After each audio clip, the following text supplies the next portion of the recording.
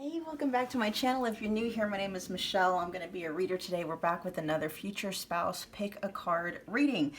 Today, you guys, you're so in for a treat. This is going to be one of those very healing to your soul journey, okay? Healing you guys at a soul level, at an energetic level, possibly even clearing up, karmic blocks and restrictions and limitations, as well as subconscious issues and things like that. And so I just want to give a little disclaimer. This may be one of the more triggering readings because we're going to be we're diving deep, all right? We're diving deep. And you guys, if you do not subscribe to yourself as being the primary creator of your own reality, and how the 3D is always a mirror reflection, and how we tend to have an active role in the way things have played out. This is not going to be your reading, and I'm not your reader. This is not your channel. A lot of people have a hard, not a lot, there's been some people who have a hard time with seeing themselves as having an active role in the way things have played out in their lives, and that's okay, no hard feelings on my end. I totally understand. I've been there, done that. On this channel, I'm somebody that talks about manifestation and how we are co-creators of our experiences, and how we tend to create our own experiences out of our own thoughts and feelings, how we're feeling and stuff like that. I'm just giving that as a disclaimer, okay? So if you're not someone that subscribes to, to that belief or that mindset, you can go ahead and click off now. I don't want to trigger anybody, okay? I don't want to, make anybody mad or give people a hard time or make them feel more confused or put them in a place they don't want to be. Okay, so that's my little disclaimer. You guys, we're going to get right into the reading. You were drawn to pile 1 and the black moonstone. What do I want to pop this? I'll just put it over here for now. Pile 1.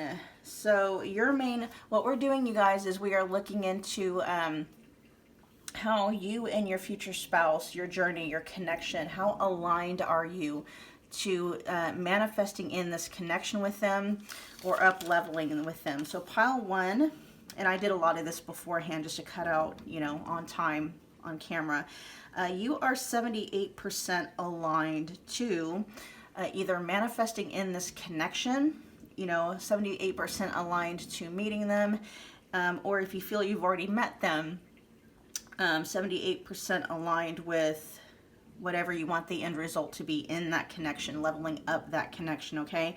So your main influencing factors that are kind of like getting in the way of manifesting whatever it is you want with your future spouse. For a lot of you, it may be actually meeting them. We've got a broadcast message and then something called a will to die. So a will to die is an energy that develops from wishing for death, either as an escape or from self-abusive thoughts. So this energy would have developed, it's a general reading, you guys, okay? So I can only, it's going to be general. I'm not going to get specific ages and stuff like that. But it would have developed or started within about the last 5 years. There may have been an event that happened. And you guys, when I was thinking about this, what was coming up was, and this is also tied to the broadcast message, because the broadcast message that I got was just kill me now. Kill me now. And it's not necessarily trigger warning, okay? 3, 2, 1. We're not necessarily talking about, feeling suicidal or suicide ideation or anything like that. Although that could very well be something that you have went through. Now I'm picking up on energy. Some of you may have actually attempted that within the last 5 years. And you may have gotten help for that. And yet that energy is still there. Like, it hasn't really been cleared yet. And so again, the will to die is an energy that develops from wishing for death, either as an escape or from self-abusive thoughts. And so it's mainly this energy of just, not that you're really not, it's like, it's the pain.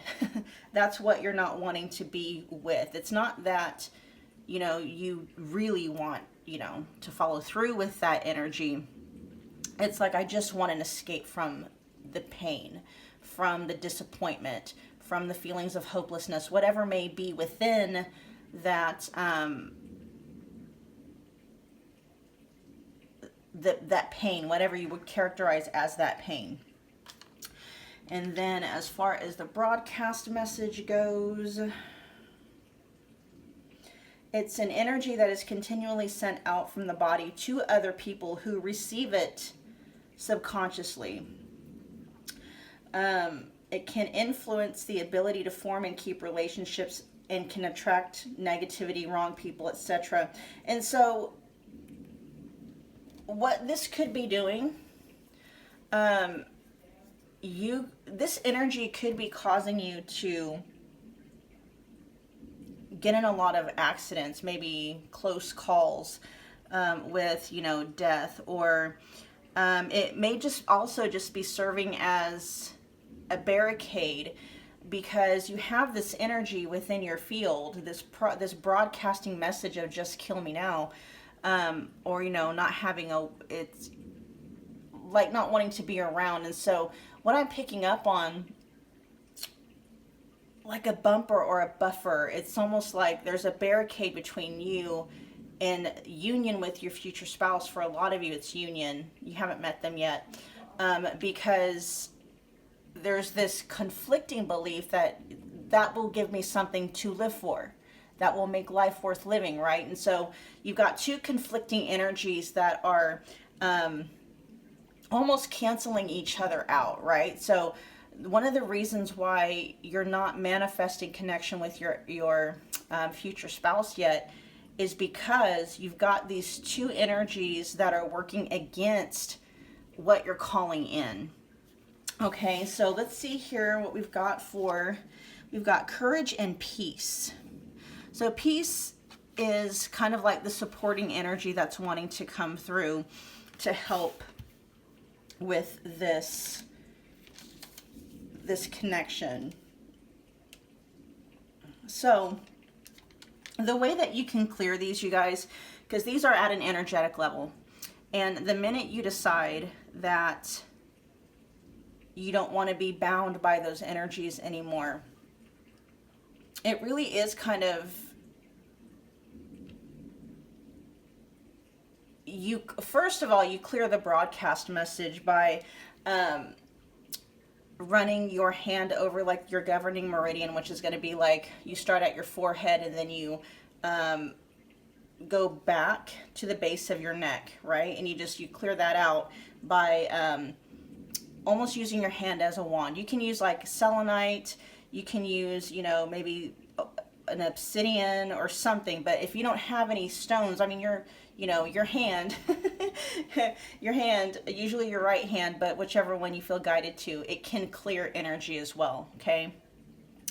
And just as, you know, you want to think of something that would cancel out, first you release the broadcast message of, you know, what's coming up is kill me now, right? That's just kill me now. Just let's, you know, end my misery or something like that. Something else may come to mind for you personally. Just go with whatever's in your gut. And just as you are waving your hand over that governing meridian, just say, I release this broadcast message of kill me now, and it's gone, okay? And you want to install maybe a new one of something else that you would like to attract or broadcast out to other people to pick up subconsciously. Something having to do with, I'm in love with my life is awesome, I have every reason and will to live, something like that. And then as, you know, you can install it that way. Let me make sure we're talking about the same. I believe it's, okay, correction you guys, releasing the broadcast message, you start at the base of the neck and then you go up towards your forehead like your third eye, okay? So it's reverse. So you release it by going up, starting at the base of your neck, and then you release it that way. and then you install a new broadcast message by the opposite way, okay? It says 3 times, but sometimes I just go by based off of intuition, okay? So correction on that one. To release this existing broadcast message that is being sent out into the universe and being picked up by other people's, subconscious, you start at the base of your neck, and then you go up towards your forehead, your third eye, okay? And then you install a new broadcast message that you would like the universe and other people's subconscious to receive, doing the opposite way, starting at your forehead, going to the back of the base of the neck. All right, you guys. Okay, so we're going to get into your reading. That is largely going to be helping you guys. And it's just watch your inner talk, you guys. If you catch yourself saying that kind of unconsciously, like, oh, it's just killing me now, flip it and be like, oh no, love on me now.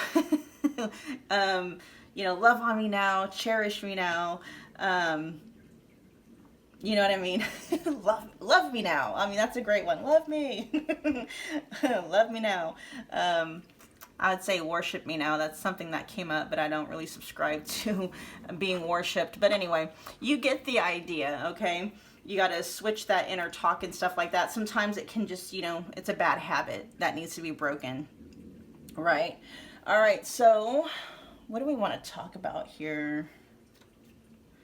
I think it's going to help us to figure out maybe the situation that created this energy of will to die. You may know already where that's come from. For some of you, we got old school.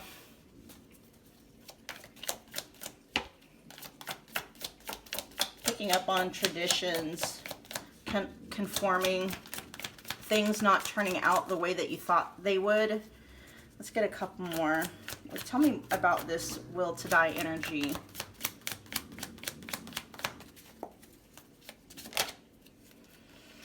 Cut out, karmic connection. Okay, let's get one more. And this doesn't have to be. It could be. This energy could have come as the result of a karmic connection with an actual person. This could also just be talking about something. Hold on, let me get one more card. I'm picking up being left out in the cold. Being left out in the cold. And then we have stringing along. So for many of you, if this is not due to a romantic connection, like maybe this, had to do, like I said, this energy has come about for you guys as showing up as something that is acting as a block or a restriction to manifesting in your future spouse within the last 5 years. For many of you, like I said, give or take a couple of years, because it's a general reading. There's this idea that you may have had since you were younger, what love was supposed to be like, what marriage was supposed to be like, and I feel like, and this could be a lover, this could be maybe a relationship that you had with a parent. It's a karmic connection, a connection that was full of turbulence, past life unresolved issues, or an unsustainable relationship, and feeling cut off from that, feeling abandoned, feeling rejected, feeling left, out in the cold kind of energy, feeling strung along, someone that was giving you false hope, and full of selfish intentions. Definitely a feeling of rejection and abandonment here. And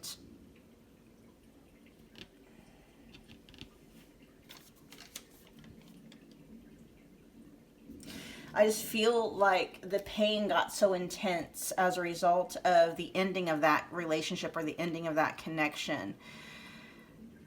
There was just an overwhelming desire of wanting to escape the pain and not really knowing how to. And I feel you may have gotten help for that, right? You may have actually gotten help for that, or it just may be that, and of course we have supporting energy here of peace and courage.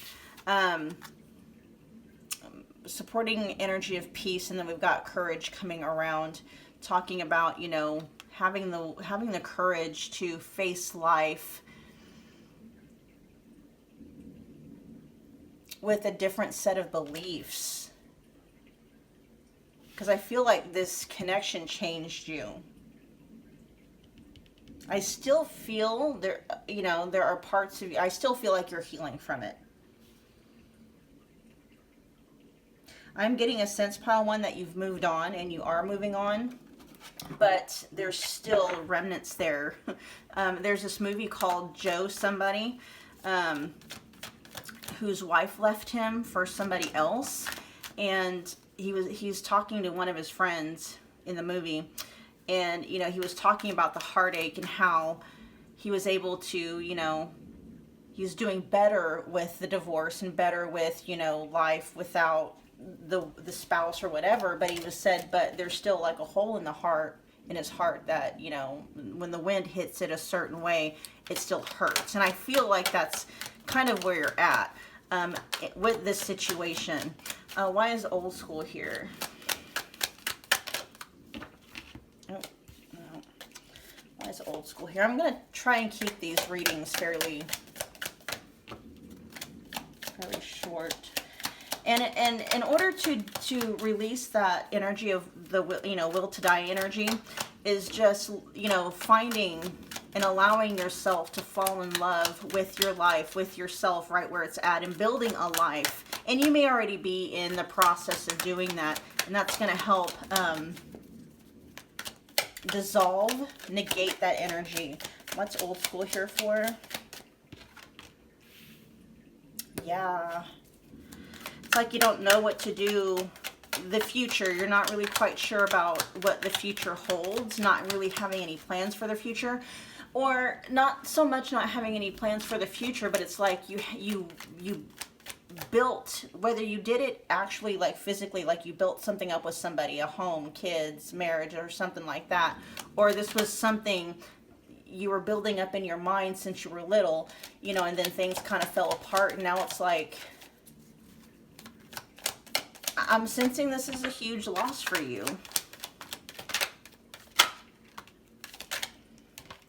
Oh. Yeah, you're definitely somebody, you see things kind of in a tradition. I'm picking up on monogamy here. Like, you know, one spouse, right? Just you and me kind of energy when it comes to you and this person. And Leo energy may be important here, or an influencing factor. Leo energy, Leo season.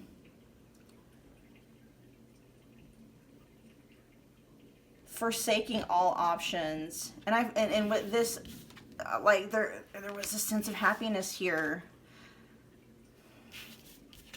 And I'm being told, like, the courage to believe that this is still available. Like, all of this, you can still have the tradition. You can still have that perfect picture.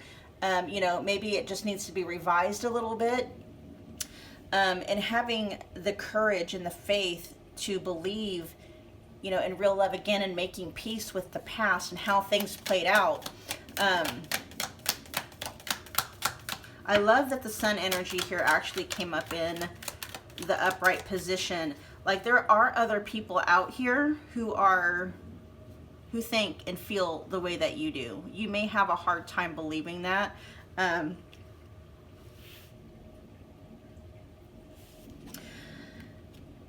The energy of ghosting hasn't come out yet, but I just feel like somebody did a complete 180 on you. It's that energy of you didn't see it coming. Somebody that you felt really drawn to, you were really attracted to. This is more fire energy. So this, you could be a Leo, your person could be a Leo, or they could embody that energy. Maybe they were really flashy, maybe very passionate. If they weren't a Leo, they could have been, you know, another fire sign, Aries or Sagittarius. Very popular. Almost like that was your standard, that was your ideal, was in this person. Why is cut out here?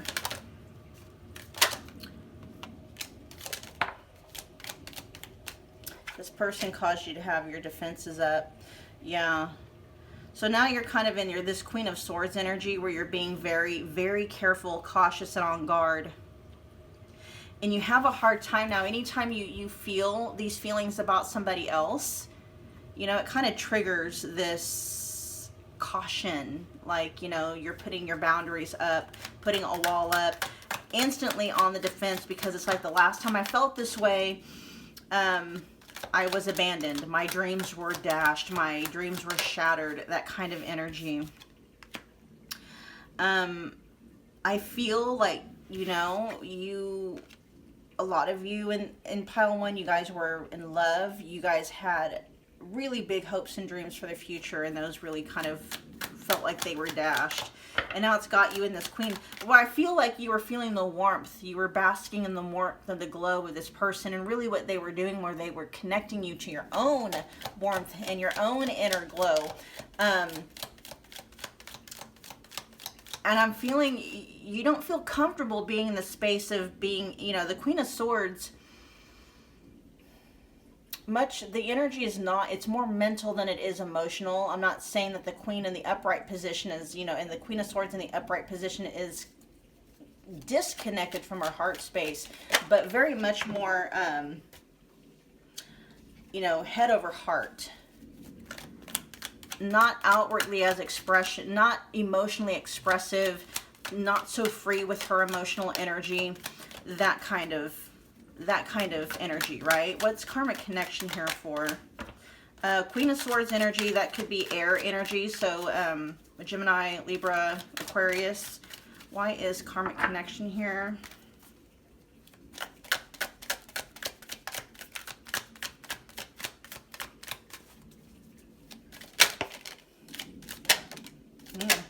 Dang. Okay, that's a lot. We got under karmic connection, yeah, this was somebody. That's interesting how we have the Two of Cups here with the Hermit that came out together, because they're two very opposing and conflicting energies. This was definitely a relationship, and the fact that we have it under karmic connection, this may have been the point of what happened. This may have been, you know, a lot of people don't want to hear that. This may have been the reason why things happened the way that they did. There may have been some things going on beneath the surface, pile 1, for you that needed to be triggered and brought up to the surface to be dealt with, like, you know, subconscious stuff. Because this karmic connection feels like it started off really promising, but it ended up in, you know, you kind of going into your Hermit energy, causing you to withdraw your energies from the outside and to focus more deeply within to heal, right?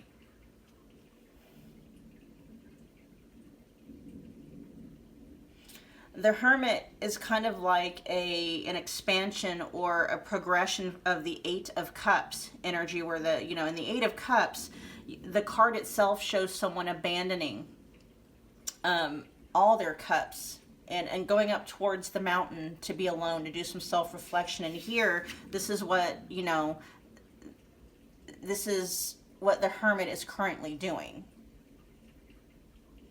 Very wise. This is Virgo energy here. Very wise. Turning, you know, pain into lessons. Seeing where the message is in the mess, that kind of a thing. And then we've got, you know, going within, doing the healing due to feelings of betrayal that caused you, pile 1, to not feel as confident as maybe you used to. See, we have them, you know, the person that you were dealing with showing up in this King of Wands energy.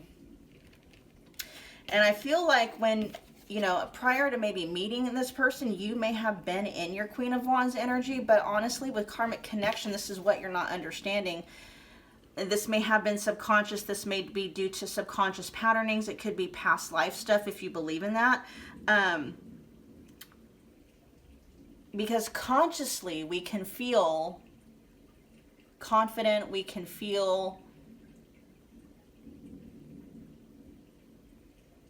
excited, we can feel encouraged, and then not realize that there are subconscious programming at play, right? This is why things manifest in the 3D, they just come out of nowhere.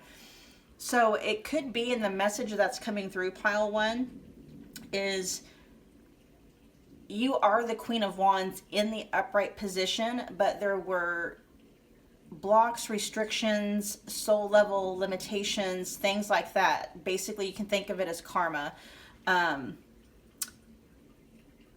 But when I think of karma, I think of like it's subconscious programming. You know, it's like something was sewn into your subconscious, and that's why things happen the way they are in the 3D. And this largely can originate, you know, within the first 7 years of life, and then they get deeper ingrained as we, you know, continue to manifest experiences in the 3D that validate, they act as proof, right? And so it's like when you met this person, you may have felt like a Queen of Wands consciously. You may have felt consciously like a Queen of Wands in the upright position. But what this did, and it makes sense that you would be attracted to an energy like the King of Wands, because that's your matching energy, right? And actually, it would be your divine counterpart if you were in the, you know, upright position. What happens, so it's like this person came in to trigger this thing within you so you can heal with this, you know, Hermit energy up here and clear away everything that is keeping you out of your energy. This person, you may feel like this person knocked you out of your energy and put you in the Queen of Wands in reverse position. It's actually the other way around. You were already out of your natural energy, possibly due to subconscious programming, things that happened when you were younger. This person came along, triggered that programming within you in order for you to be able to, you know, heal, release that programming, mitigate that programming, so that you can work, you know, you can restore yourself to your original blueprint, your original energetic state, which would be the Queen of Wands in the upright position. Okay, this is very deep level spiritual stuff. I hope you're tracking with it. I'm sure you are. I'm sure you are. All right, we're gonna find out what stringing along is. That was in the. And with the Ten of Swords here, think back, you guys. Is betrayal something that you have been experiencing in your relationships in general? Have you ever felt betrayed by your parents, by friends, you know, when you were younger? That might be able to show you how far back this karmic root, this subconscious programming goes. Am I stringing along here, please?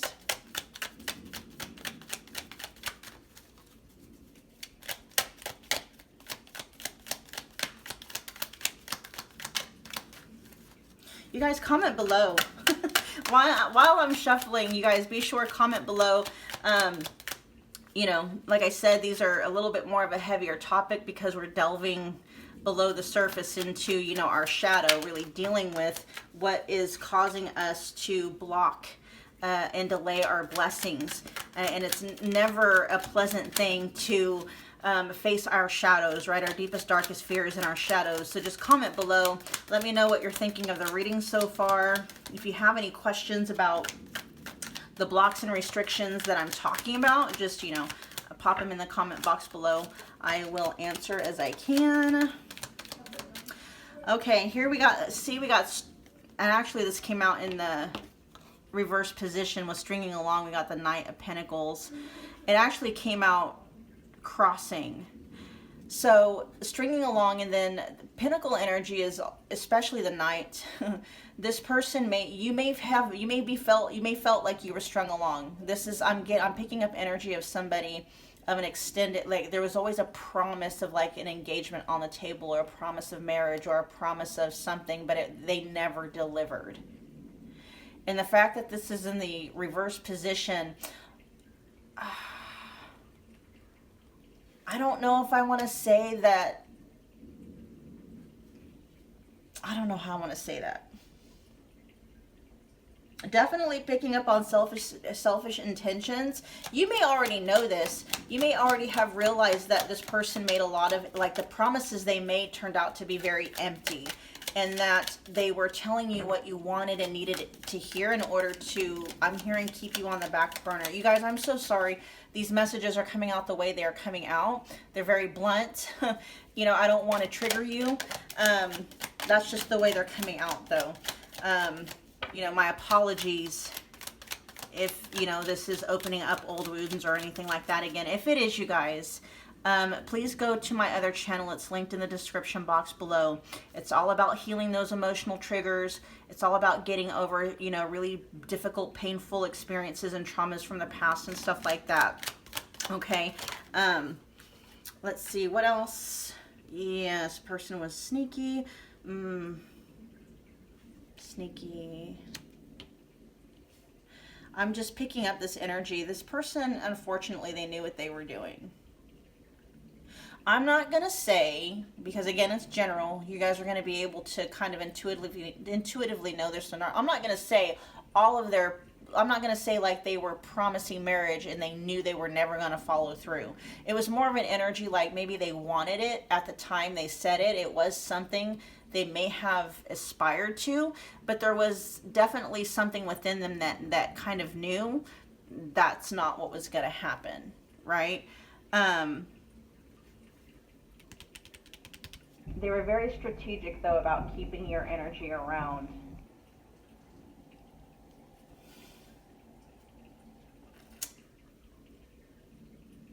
I feel this person was just very flighty, very restless,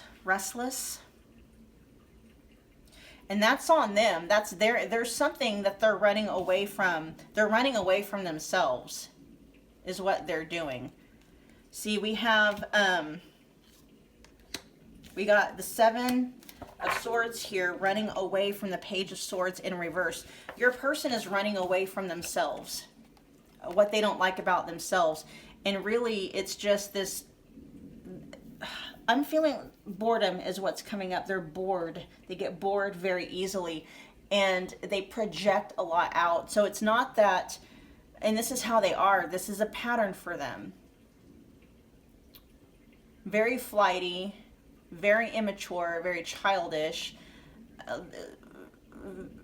They literally could have some kind of a, like a what do they call that? Neurodiversity?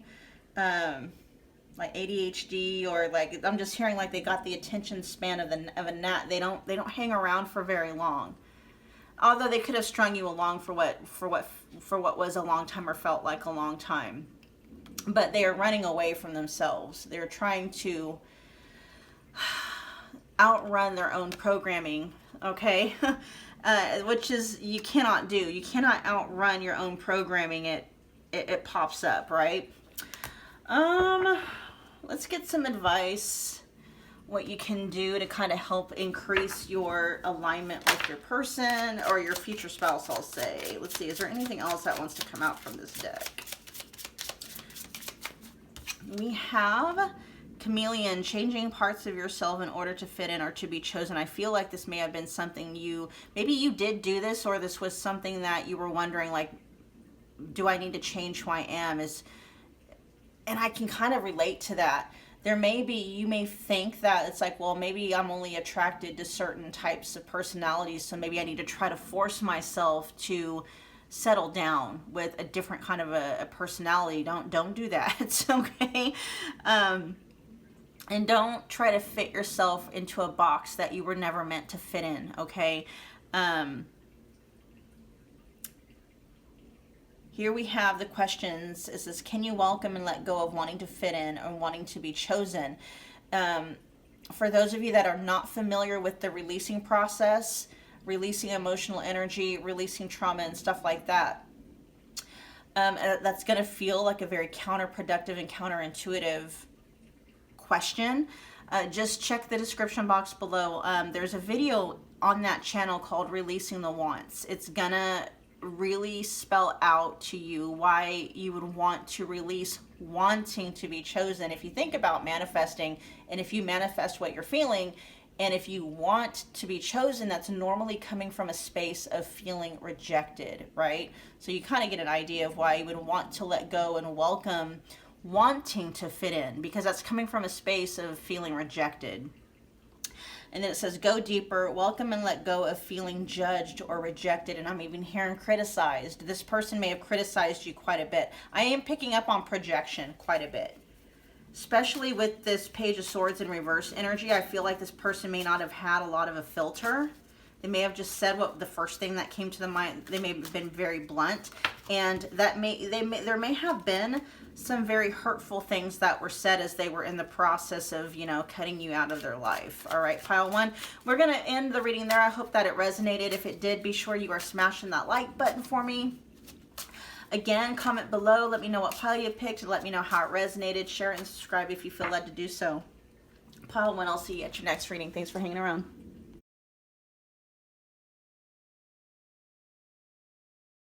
Hello pile 2, welcome back to my channel. If you're new here, my name is Michelle. I'm going to be your reader today. We're back with another future spouse pick a card reading.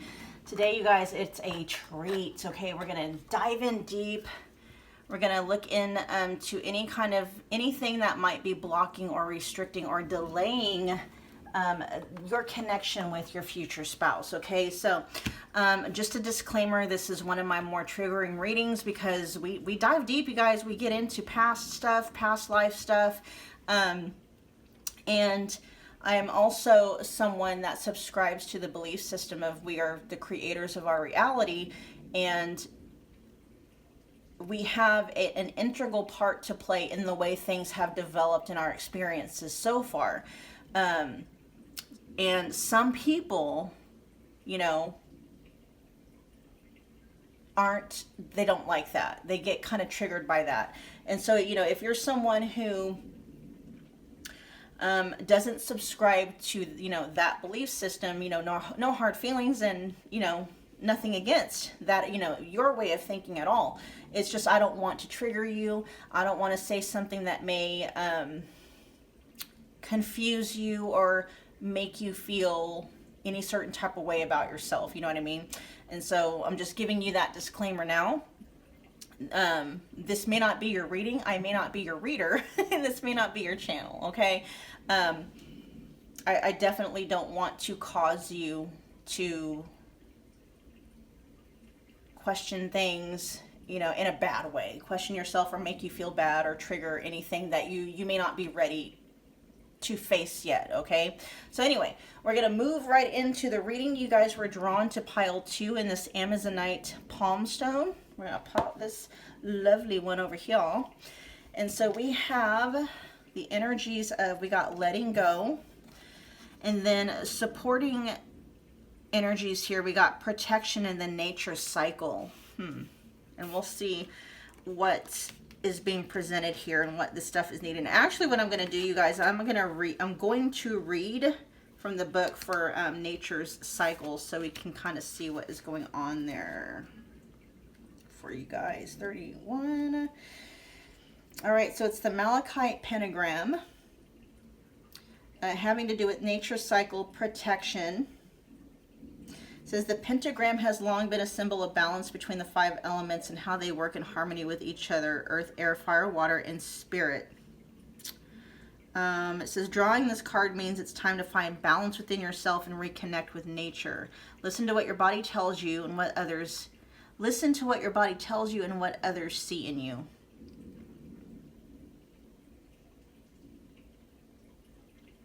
It says by holding or meditating with malachite, we can start to become attuned again.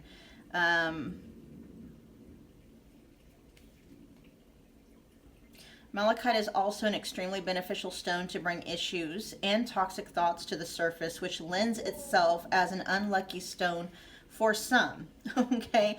And I can see why that is, because what happens is like toxic belief systems and thought patterns that are subconscious, meaning you're not aware of them, they get drawn up to the surface where you have to, they're needing to be faced and dealt with, right? So I can see where that's coming from. It says, if you truly wish to grow and let go, there's let go. If you truly wish to let go, to grow and let go of that which does not serve you or is sabotaging you, then work with malachite. Okay, so that's why the malachite pentagram came up with this reading, and then the energy of letting go.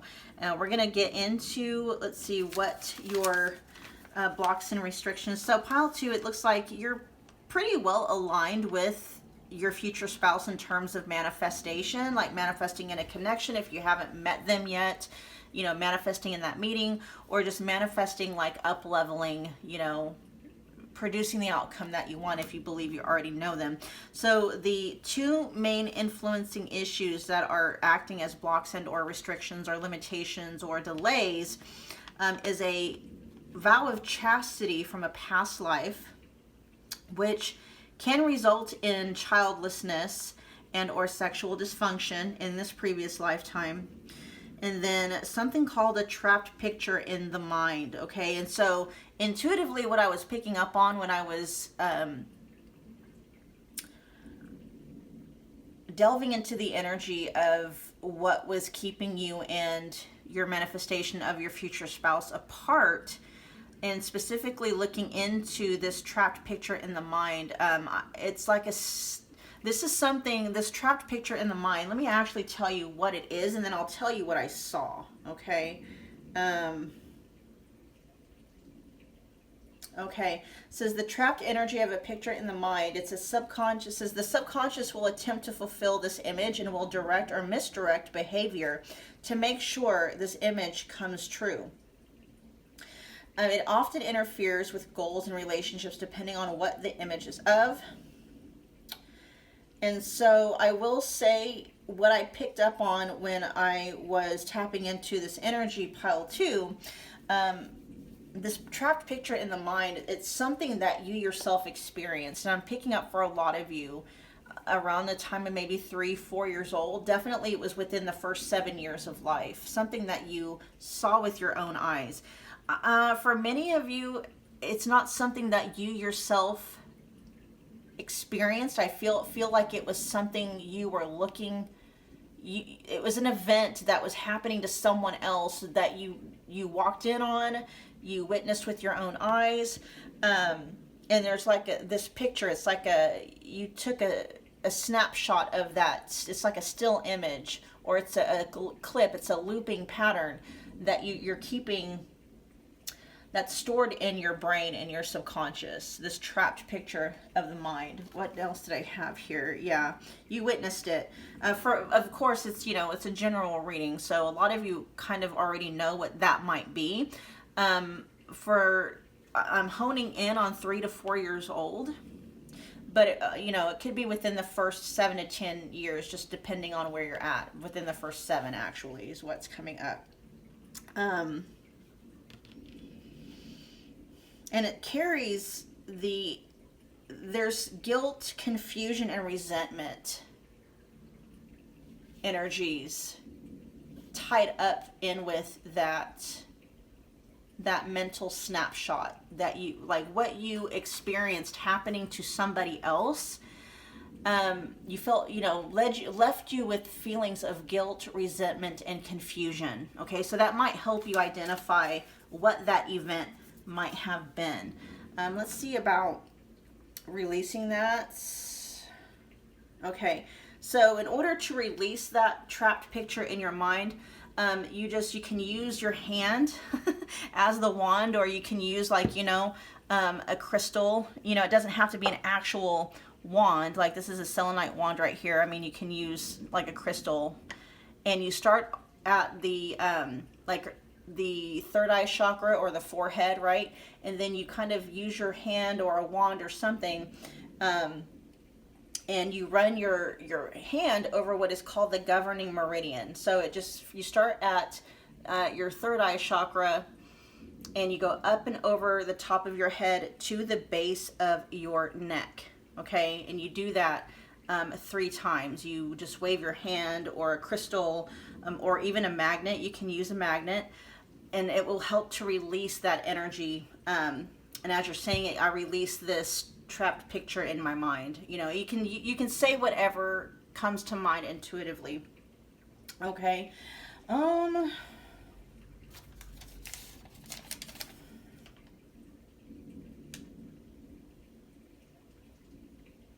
Yeah, so if you guys have been, maybe you, there's not a lot of information that needs to come out regarding this vow of chastity. Actually, we will talk about what happened in that past life. We'll get a little bit, we're going to delve in a little bit. We'll get a little bit of information on that past life. It may help you to reconcile, to integrate that. Show me this past life where this vow of chastity. Tell me about this past life and this vow of chastity. That wanted to come out. Father. I'm going to leave that out. I do feel that that's significant. Tell me about this vow of chastity.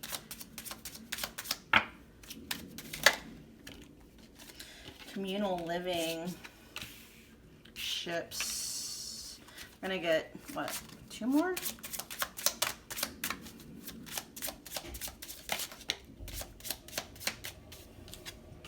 Yeah, we'll get 1 more.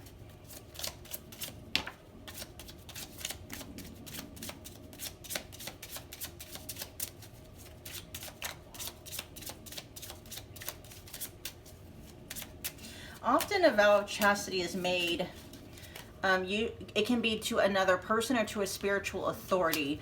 I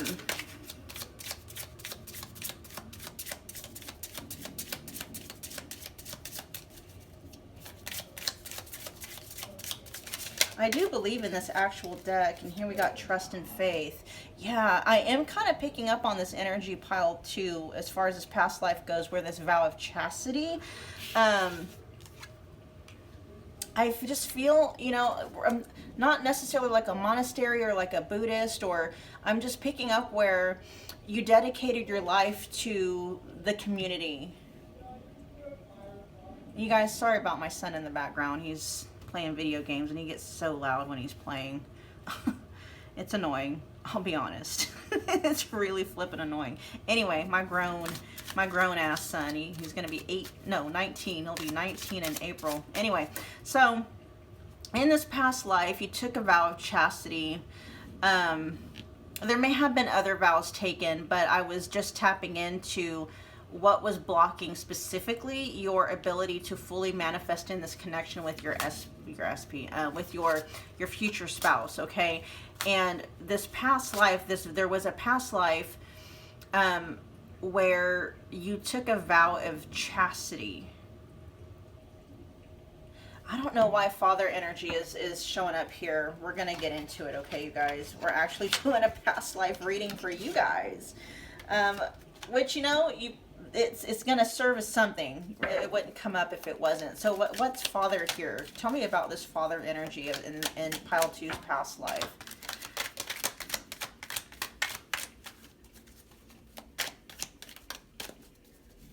As it relates to the vow of chastity.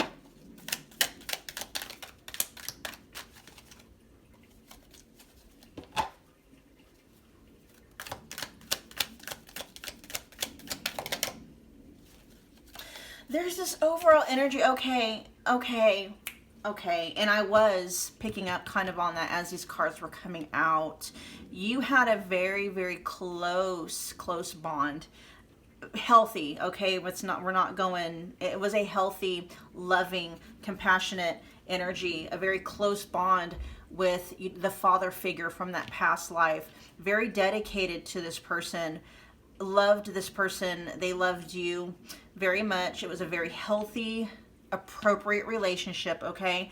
And I feel like you took a vow of chastity, maybe among other vows, to help keep him safe. He may have been a leader, like in some kind of a leadership position in the community. He may have been away a lot on business.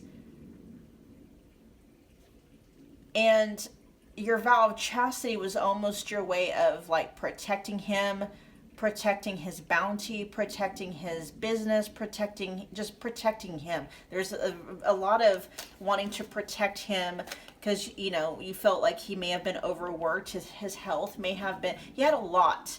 You know, your dad back, you know, in that past life had a lot on his plate. I feel like he was gone quite a bit. And even back then, I just feel like you were very connected. You could see how his workload and the responsibilities on his plate really really affected him. And so I'm not saying that you took a literal vow of chastity, but there is this issue, there's this energy here of like, I'm dedicating my life to my dad, to helping him live a better quality of life. For some of you, I am picking up images of taking care of, you know, him later on in life, stepping in to be his caregiver as he got elderly, you know, as he became elderly, which there was a conscious decision made that you were going to not get married, not have kids, because that was going, you knew that getting married and having kids and a family of your own was going to take you away, and you just felt like your energy and your attention was going to, you know, you loved your dad that much. We'll just put it that way. You loved your dad that much. Is anything else about father here?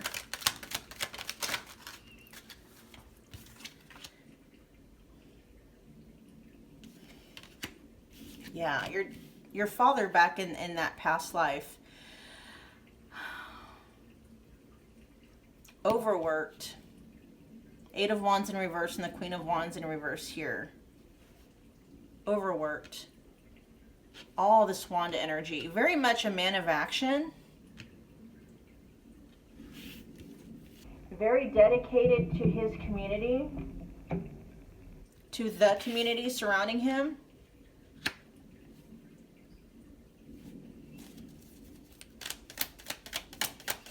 And you really were one of his best support systems.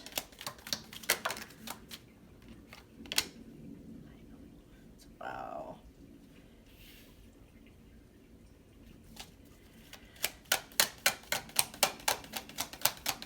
Yeah. Both of you guys took on quite a bit. With communal living here, it's like you and him, you kind of like stepped in for him where he couldn't, because he was one person, right? And so you were kind of like his right-hand person. You dedicated your life to being an extension of him because you realized that the community may have been growing as an effort of his work, but with the Knight of Wands energy in reverse here, I'm picking up like he was babysitting. A lot of teaching others how to do what he was doing, but nobody was really as dedicated to communal living as you and he were. You know, we had people, you know, traveling on ships and farming the grounds, and I feel, yeah, there was just a lot going on. And why is the moon here? Let's see, why is the moon here? Why is the moon here?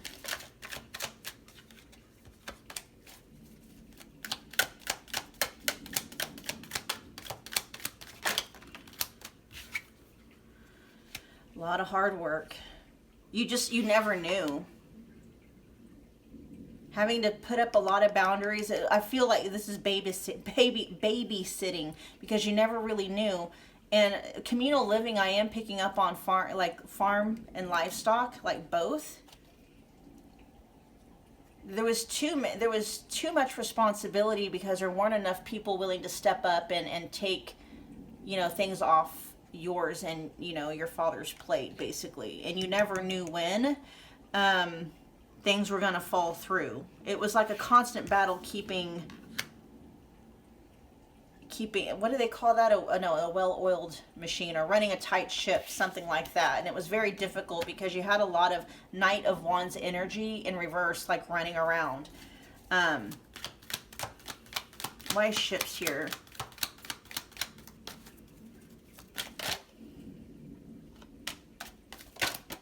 It was very difficult for you when, yeah, I feel like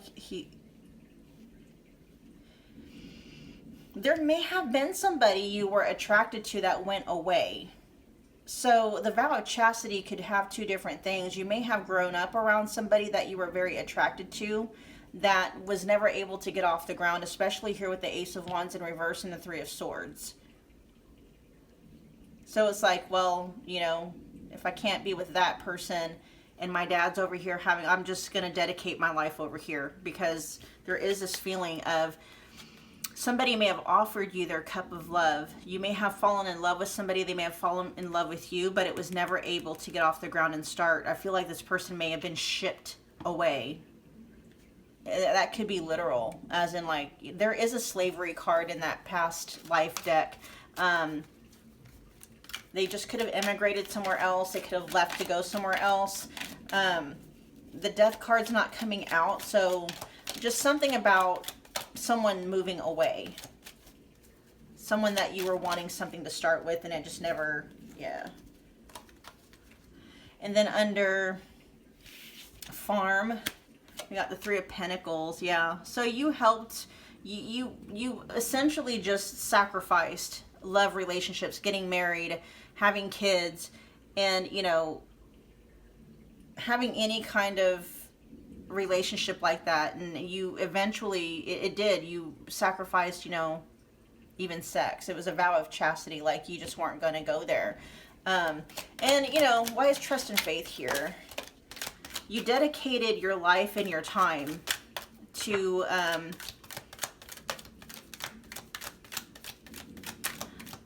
the community and to helping to farm the land, whether it was livestock and or, you know, farming, like gardening and stuff like that for food. Why is trust and faith here? Some of you, you know, if you kind of have a dream of owning a farm, or, you know, you have a really good green thumb, it's just that's part of that past life coming back through. Why is trust and faith here?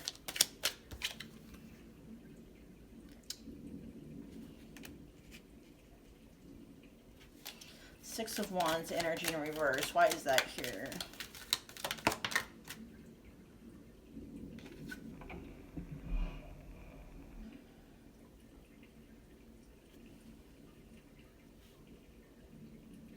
Now, the Hermit energy is not on the board, but we got the Six of Wands in reverse, and then we have the High Priestess. I'm picking up on this energy, and then we also have the Moon here. Hiding yourself away. Isolation. This could be very subconscious. You may not even be aware that you're doing it, but it's like you're purposefully putting yourself in situations where you won't meet your future spouse, or you won't. It's like there's two opposing energies happening here. Like consciously you want to manifest them in, but subconsciously you're behaving in such a way. And I believe we even talked about, yeah, it was what was that called? It was the trapped picture in the mind. And how the subconscious works to fulfill that image, or block that experience from happening again. And there is something with whatever that experience was that you experienced in your early childhood, pile 2, that you are connecting to a love, like to the dynamics within a love relationship. Like, there's a Ten of Swords. Yeah. Being very acutely aware of betrayal.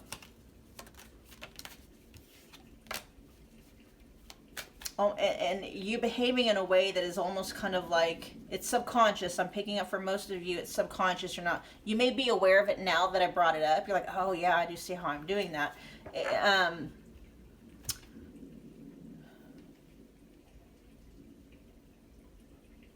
I'm hearing it's okay to be seen. It's okay. It's okay to be seen. You're safe in the spotlight. And that may be where this protection energy is coming from. Whatever it was you witnessed, pile 2 that created that snapshot, that trapped picture in your mind, may have made you feel it was not okay to be seen, or being seen would have gotten you in trouble, would have gotten you hurt, would have, you know, may have even put your life at risk.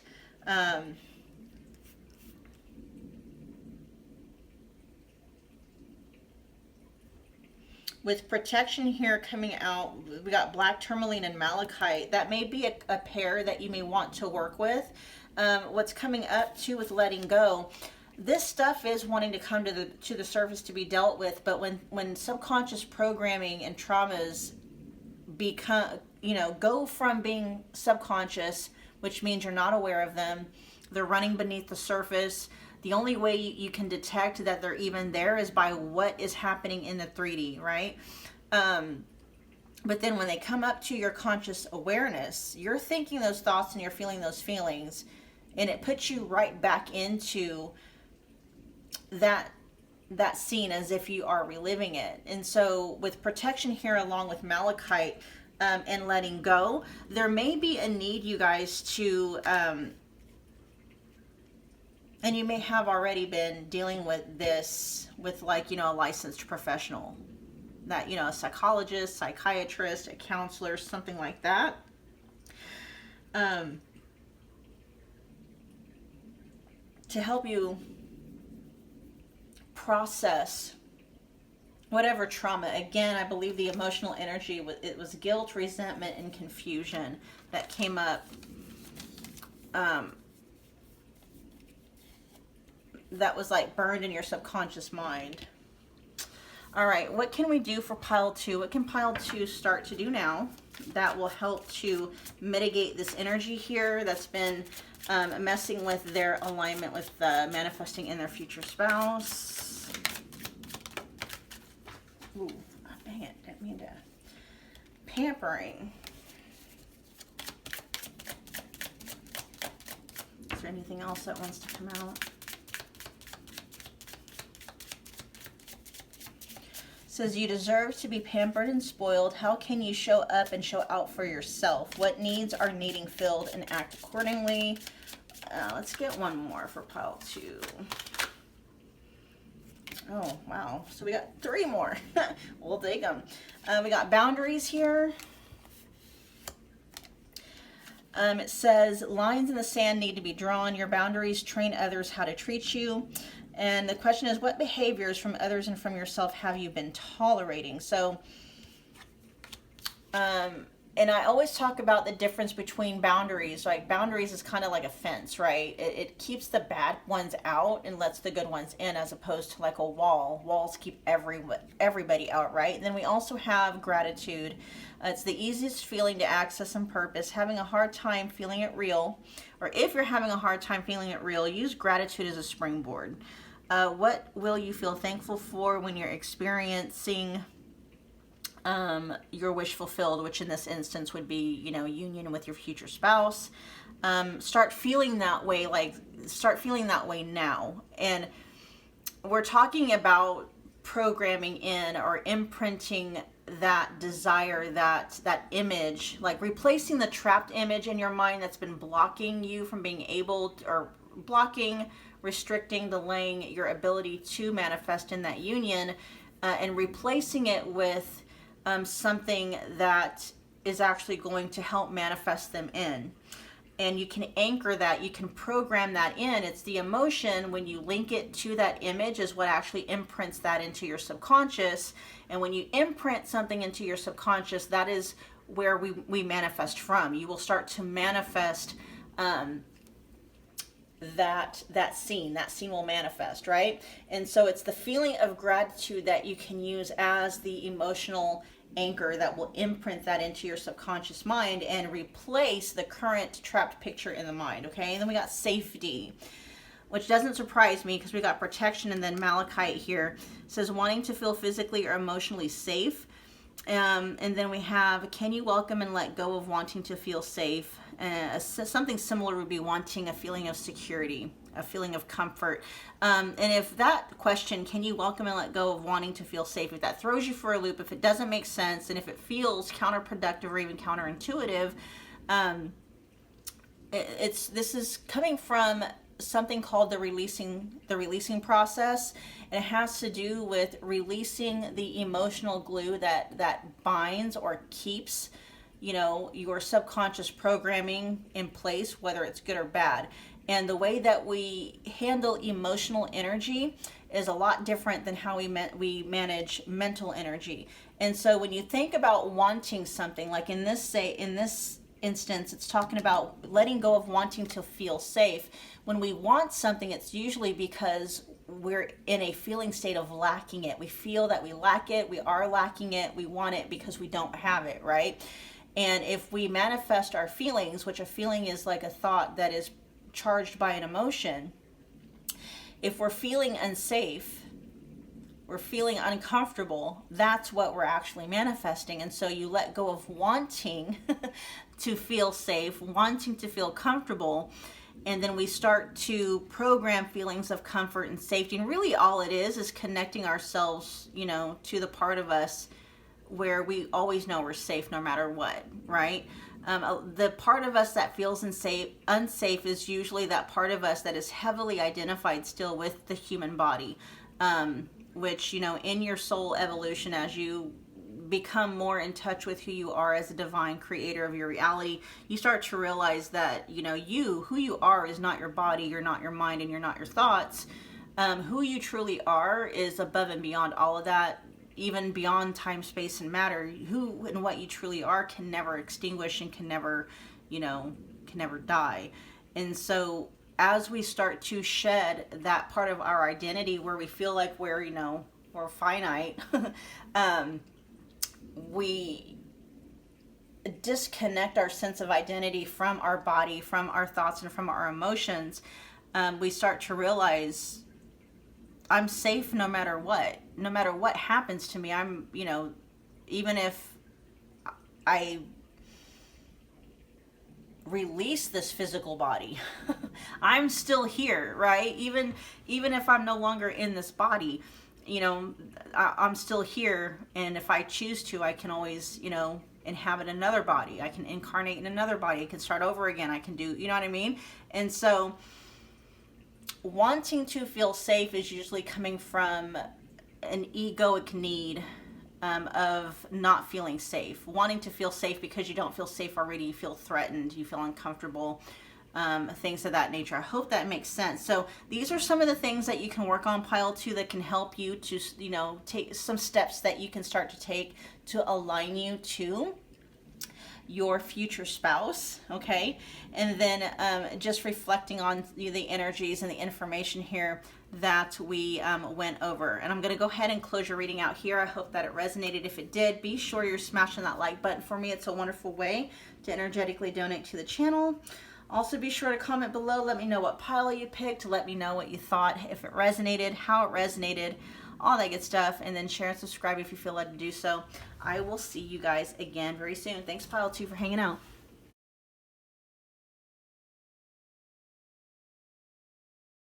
Hello, lovely pile 3s. Welcome back to my channel. If you're new here, my name is Michelle. I'm going to be your reader today. We're back with another future spouse pick a card reading. This is a treat what we're doing here, you guys. I mean, this is not a typical future spouse pick a card reading. This is tapping into karmic blocks, restrictions, delays, subconscious programming, anything that may be acting as a barrier between you and being able to manifest in your future spouse. Okay, so I'm going to give a little bit of a disclaimer. I may be sharing some very triggering information here, heavy information, uncomfortable information, and, you know, just to give you guys a heads up, for those of you that already follow me on my channel, you already know this. I follow something called the law of assumption, where I believe that, you know, the 3D unfolds and manifests according to what we think and how we feel. And so we are in direct, you know, correlation, I guess, or we are directly responsible for the things that unfold and develop in the 3D, our experiences in the 3D, including what our experiences are with other people. And there are some people who don't believe that, they don't subscribe to that. and may even take offense to that. And I respect where you're at, you know, your belief systems and stuff. And I certainly don't want to make you feel uncomfortable, you know, if you don't subscribe to that belief system. And if you don't, then it probably, you know, I'm not going to be your reader. This is probably not going to be your message. I just, you know, I don't want to make things more difficult for you. So I'm just throwing that disclaimer out there. If the thought that you create your own reality, including the tough things that you have experienced and the dynamics, you know, the role that you played in, you know, certain relationships and dynamics and stuff like that, yeah, you're probably not gonna get what's needed from this reading, okay? So that would be just your cue to click off, and maybe, you know, and no hard feelings, no, you know, no disrespect at all. I'm just honoring where you're at and letting you know what you're getting ready to get into. Okay, you guys. Okay, so keep in mind this is a general reading. Take what resonates, leave behind anything that doesn't. And always, you know, I'll often tell you what the energy for the general collective is, and then, but I'll also tell you there may be something intuitively that you're picking up on that's going to narrow that down for you. Okay, so you, pile 3, you were drawn to pile 3 and this rainbow moonstone. We're gonna pop that one right over here. Okay, and we got the overall. So the supporting energy coming through, we have soul journey. I'm actually going to read what that is from the guidebook. And then we also have temptation. All right, so we got soul journey here. What is it we have about? Soul journey, release, and patterns. It says this crystal grid is to assist you in discovering your soul journey. Do you feel you may have brought in karmic life lessons or obstacles from past lives? Okay. It says this energy here can assist you with past life influences. Kyanite will help release blockages, allowing more flow into your life. It also helps you to tune into your intuition, which is always the key to unlocking the answers to your questions. It says it's time to pay attention to what your soul is saying, a time to evaluate what your purpose is in this lifetime, why you're here, and what you feel you need to be doing. You may very well already be on your way, pile 3. It says, but maybe there are contracts or agreements that have been made before reincarnating that you realize do not serve you in this lifetime. This crystal grid can assist you to contact guides for help with these matters. This help may lead to the removal of obstacles or give you new insight to keep you moving forward. Remember, all you need to do is ask for help. Your soul knows its way, so ask for guidance. Automatic writing can be very beneficial here, or even just writing down questions for yourself to answer. Write the first thing that comes to mind and trust in what you write and receive. Interesting. And then we got the energy of temptation. We'll see how that plays in, okay? So the you guys are you're very, very aligned. Very aligned with manifesting in your future spouse. Either you guys have already met them, you already know who they are. They may, if not, they may be right around the corner, because you guys are 98% aligned to manifesting in either connection with them, meeting with them, contact with them, or if you believe you already know who they are, manifesting in whatever the next step would be with them, okay? So the main influencing issues that are popping up here are, it's called an idea allergy. And the instant thing that came up when I tapped into that block was only fools fall in love. And then a constraint that was born in this lifetime, or that was created in this present lifetime, pile 3. That's carrying the energetic statement or the energetic flavor of obedience. Interesting. So we're going to dive into that and see where that come from. Where did that come from? Tell me more about this. I feel like they're connected. I feel like this, like you're allergic to falling in love. Because falling in love, whether you're consciously aware of it or not, this could very well be subconscious, but there is a very deep part of you, pile 3, that's like, I'm falling in love, only idiots fall in love. Or when people fall in love, they start acting like idiots, you know, it's that kind of energy. So it's almost like that's acting as a repellent, or definitely a barrier to this connection. I feel a lot of you already know who this person is. Honestly, I do. I mean, you're 98% aligned, and there's something for a lot of you, pile 3. I feel that you already know who your person is, and you may have been going back and forth with this person. You may actually be holding them at bay. And if you know what avoidant attachment and anxious attachment, you may actually be the one who's avoidant.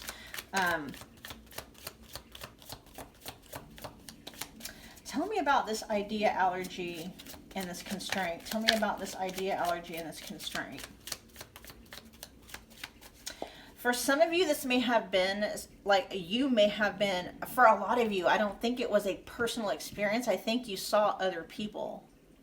I mean, it could be. This could be born out of something you yourself experienced. You fell in love and you didn't like it. It felt like they had control over you. Or that, you know, for many of you, what's coming up, though, is you saw what falling in love, quote unquote, falling in love did to other people, not realizing that those people were acting within, it wasn't that they were falling in love, it was more attachment, right? They were acting and behaving within the confines of attachment, which is why they were behaving in ways that seemed very foolish and out of character for you, right? Tell me about the idea, allergy, and constraint.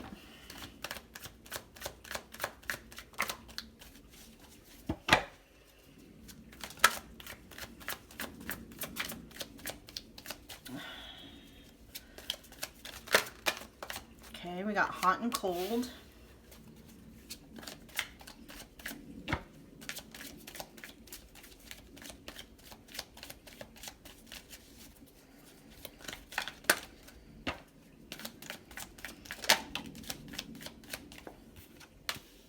Angry. Love changes people. That's what I'm hearing. Falling in love changes people. It changes the other person. Maybe you witnessed somebody, like they got married, they fell in love, and once they got married with the other person completely changed or did a 180, something like that. The overall energy here, though, is like people turn into absolute idiots when they fall in love. Divine intervention. Interesting.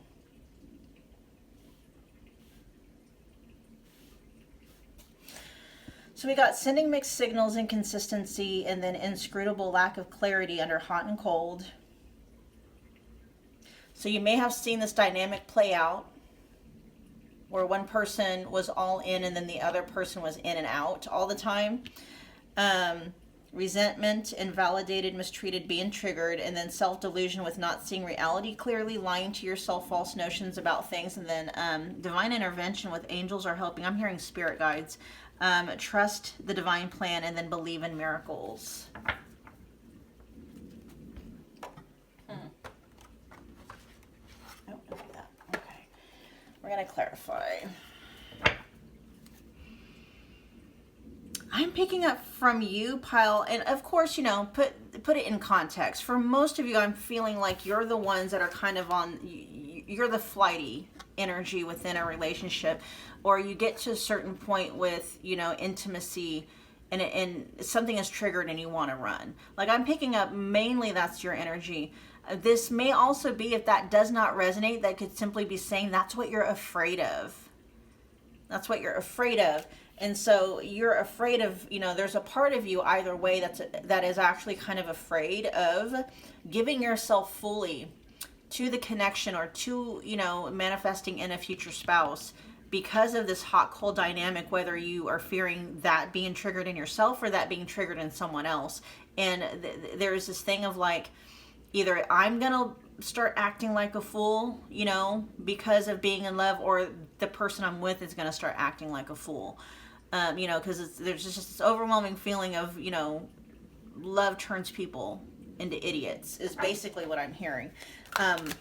whether, you know, you don't want to be the idiot or you don't want your other person to be an idiot. It's kind of like a fear, right? Why is hot and cold here?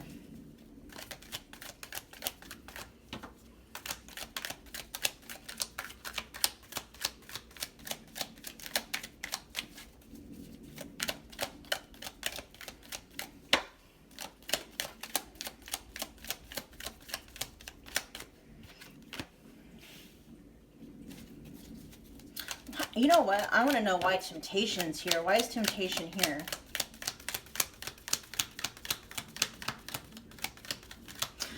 Oh, okay. So we're talking about soul journey. We got hot and cold, and then we have the Queen of Pentacles here. I feel you're very connected to, I'm hearing your divine mission, pile 3, whatever that may be, whether you know it's divine or not. I feel like for you, you're already very much tapped into a sense of purpose, and there's almost this fear that love or falling in love is gonna veer you off, that it's gonna be so much of a temptation. You fear that, like there's a fear there. Why is, I want to clarify that though, why is temptation here? Knight of Wands, which in this context I'm hearing, you know, F-boy or F-girl energy. Being led off your path by someone, being led off path by your own passion, your own attraction for someone. So it's almost like you're being split in two different ways. It's like there's a part of you that wants to manifest in your future spouse, and there's a part of you that's like, I need to focus on my business, I need to focus on my mission here, I need to focus on securing the bag. So that makes you act very hot and cold within your relationships. A lot of you, I feel like you already know your future spouse. I really do. Again, this is a general reading, so just, you know, if it resonates, okay? And we got divine intervention, and then the High Priestess just flipped over. You are very much, I am picking up, protected. And if you do happen to veer off path, I feel like your connection to your higher self, to your spirit guides, to the divine, to whatever, you know, God, source, whatever, the universe, whatever you call it, is very, very strong. And I also feel your connection and your ability to receive messages and feel those nudges is also very strong.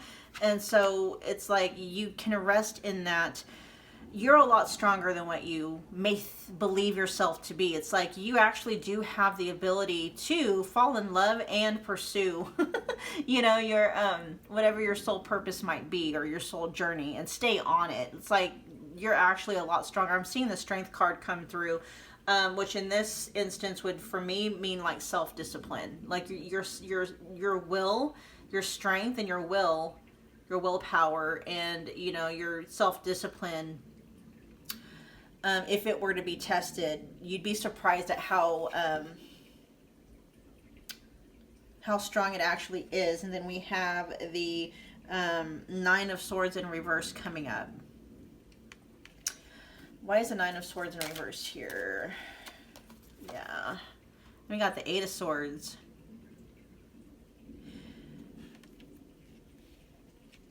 There's not a lot left here to heal, pile 3. It really is just letting go, releasing it. It's more mental. It's mental energy that's more or less acting as a very, very, very thin barrier. The barrier is very thin. It's, you guys, I'm sorry. This is the message that's coming through, and this is how I'm going to give it. It says, get over yourself. Get over yourself. Oh my gosh. I don't know why they would say that though. Why would they say get over yourself? Maybe you guys understand that. You guys have a better connection. I'm not feeling them saying it. It's not a message that's coming through in disrespect or anything like that. I don't know. Maybe there's an inside joke there that I'm not getting. Okay, you guys will have to let me know. Where is that coming from? Anyway, okay, let's move on. What's angry here for? Angry. Why is angry here? Angry.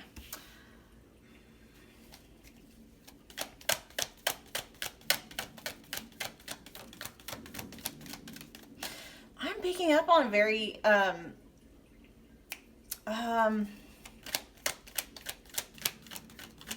very fixed energy coming from you, pile 3. Fixed energy is going to be Taurus, Leo, Scorpio, Aquarius. Very fixed energy. I'm not saying narrow, focused, very focused. Your focus is very like laser-like, right? Not narrow-minded, but it's like you got tunnel vision when it comes to you and whatever the soul mission is. I feel like you're very devoted and very dedicated to, you know, whatever you're in this Queen of Pentacles energy about, right? The Queen of Pentacles is very dedicated to the material realm, to physical luxuries. Not that that's what, you know, that could be part of what's motivating you. It's all, you know, it's all right to be motivated by luxury. You know, we're divine, you know, creators. We can create whatever we want. Virgo energy is coming up too, though. Anyways, and I'm just seeing you don't like being derailed. You don't like being distracted. You actually get very annoyed by them.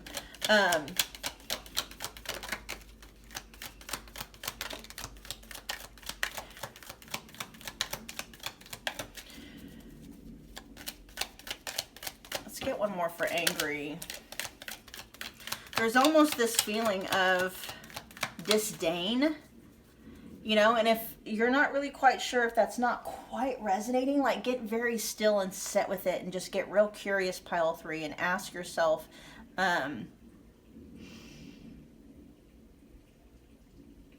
just sit with it for a second and see, get very curious and see if there's a disdain that almost comes as like, you know, someone in your life wanting your attention at a time when you may not be willing to give it, right? You may have actually experienced that too.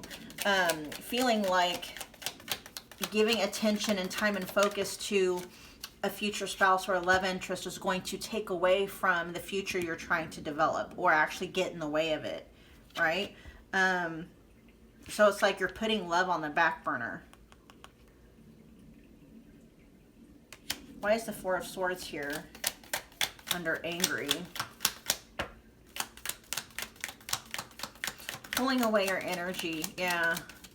I'm picking up this hot and cold from you, pile 3. That's, I feel like that the vast majority of you, that's your energy.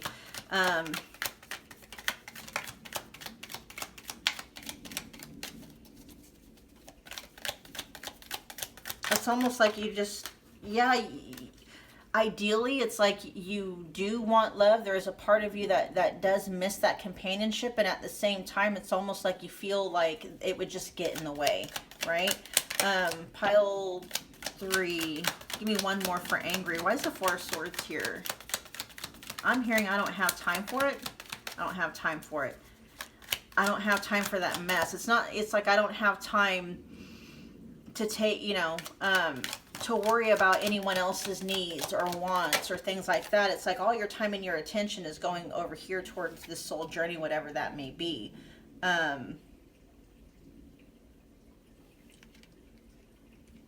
You don't have time to allow other people to pull on your energy. Why is the King of Wands energy here? This soul journey, your soul mission, or whatever this is, this purpose may actually get you into contact with people. Look at all this. Yeah. See, you're having to rest and recover, because I feel like you come into contact. It's like your energies are going towards the soul level journey. You're helping out quite a few different people of all ages. All ages. Wow, we got the Page of Wands, the Queen of Cups, and the King of Wands. I feel like you have so many things pulling on your energy as it is. It's almost like, whether you are realizing it or not, it's almost like you're kind of blocking out a future spouse, or getting married, or having that really close connection with someone else, because it's like you kind of have, like, there's this feeling you don't have it to give, and it frustrates you. Some of you are already in a relationship with this person. Under self-delusion, we got judgment.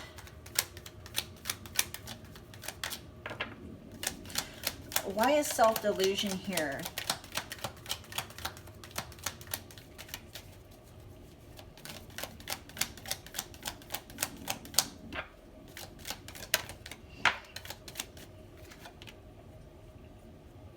It's almost as if you kind of made a hasty decision, whether you're making it consciously or not, that love and your soul journey cannot coexist because there's not enough of you to go around.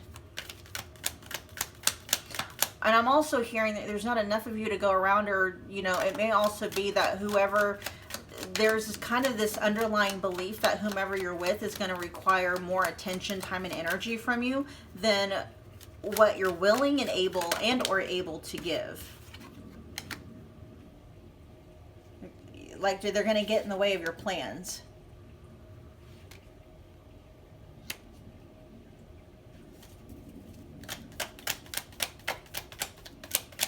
But all of this is coming up under self-delusion, which is letting you know that's not the way it has to be. You know, having a spouse, being married, having a family can coexist with, you know, whatever it is you're doing as far as the soul journey energy goes. And being realistic, it may slow things down a little in one area, but it's like you don't have to completely sacrifice one thing for the other. I mean, you know, you can do what you want, pile 3. Absolutely, you can do what you want.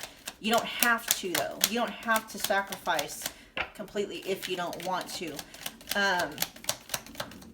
Why is divine intervention here?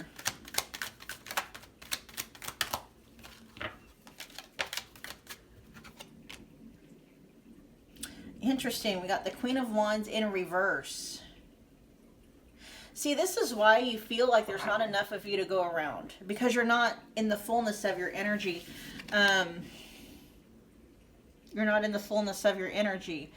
If you clear, you know, away some of these misconceptions and these beliefs and some of this self-delusion energy from yourself, you'll actually realize and unlock a plethora of energy. More than enough resources, energetic resources, physical energy, resources in terms of money. Yeah, I mean, even time would be the only real limited resource that we have. But we even have, I mean, have you noticed, I mean, time seems to speed up when we're having fun and slow down when we're not. I mean, even time itself isn't constant. Literally, time itself is not constant in terms of, you know, there's in certain spaces of the universe, time slows down versus others. So even time itself is not a consistent stream, right? We actually do have the ability to slow down time. But anyway, that's another topic for a different time. What you're not realizing is the reason why you're feeling so limited when it comes to energy and resources is because you're not fully embodying the wholeness of who and what you truly are. There's some blockages there, and not to worry about what those blockages may be. That's where the divine intervention is coming in. And you may have actually been in the process already of working with, you know, the universe, your spirit guides and stuff, angels with that, right? So not to worry about, you know, oh, what to do. I feel like that help has already been underway, helping you to restore yourself to your true essence. And when you unlock that, it's like you'll have energy for days. Energy for days. Have you ever seen those people, pile 3, where it's just like, how do you do it? Like, how do you do all of that? How do you get all that stuff done? Like, where do you find the energy? That's you. That's gonna be you, right? You're in the process of fixing whatever it is that has you out of your energy. All right, we are gonna, let's see, what can pile 3 do? Start doing now to align them with manifesting in their future spouse.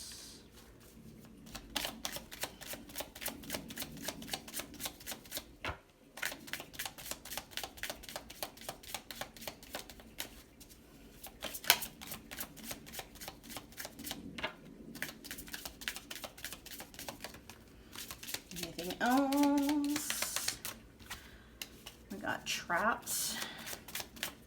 Anything else from this deck? Okay, thank you. Let's leave it there. We got trapped and, oh, I knew it. Okay. Yeah, a lot of mental energy was coming up with. Mental energy is masculine, right? Inner masculine energy, as opposed to feminine energy is more emotional, heart-based energy. And so we have trapped here. It says feeling trapped by a person or situation. And that may be like how you feel. Like if I, what was, yeah, only fools fall in love and the constraints. That's kind of like subconsciously, whether you're aware of it or not, pile 3. It's almost what you almost equate marriage to, like prison or constraint. Maybe not as, for some of you, that may literally be how you see it subconsciously, as like a prison. For a lot of you, though, it's just that energy of constraint. And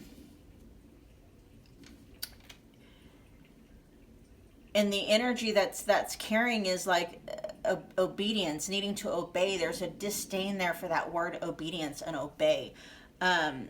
Wanting to be your own person, yeah. So we got feeling trapped by a person or situation. By a person, so feeling trapped by your future spouse and or your marriage to them, right? And so what you would do is there's a process called the releasing the wants process, because if you think about manifesting, like energy attracts like energy, or you manifest what you feel 24/7. And if you're in the energy of want, it's usually because you're lacking the thing that you want. So if you want to feel free, if you want to feel, expansive, that is usually coming from a space of not feeling that way, right? And so you release wanting. First, you allow yourself to feel as trapped as you do, because and it's funny that it comes out with feminine energy, because this is what I'm explaining, right? Emotional, feminine, heart-based energy is the exact opposite of mental, mind-based, masculine energy. The way that you release and weaken, the hold that an emotional trigger, or just emotion at all, is by way of actually feeling it, right? And allowing yourself to sit with that feeling of feeling trapped. And that's gonna be what allows that trigger or that emotional discomfort to finally release. You let go of wanting to feel free. What that's going to do is connect you with the truth that you have been and that you are and have always been free. You know what I mean? And so we have feminine here with your inner feminine. Activation of this energy is needed. Pull your energy off of the person or situation. And I'm also going to say the problem, and focus it back on you. Key words for feminine energy is allow, retreat, release, let go, accept, surrender, rest, and inactive. Okay, so manifesting really is all about learning how, it's a dance between knowing when to be active in your feminine versus your masculine energy, knowing when to, step out of one energy and into the other. And it says here, really with the feminine energy here, it's releasing the need to feel free. Not because, it's not because you want to stay imprisoned. That's not it. It's realizing you've always been free. You are free now. It's just there's a mental prison thing that's kind of going on when it comes to you're equating possibly, right? It's possible. Is it possible, pile 3, you might be seeing marriage and falling in love and, marriage as an institution as something that is entrapment kind of an energy. Okay, you guys, just entertain it. Get very curious about it.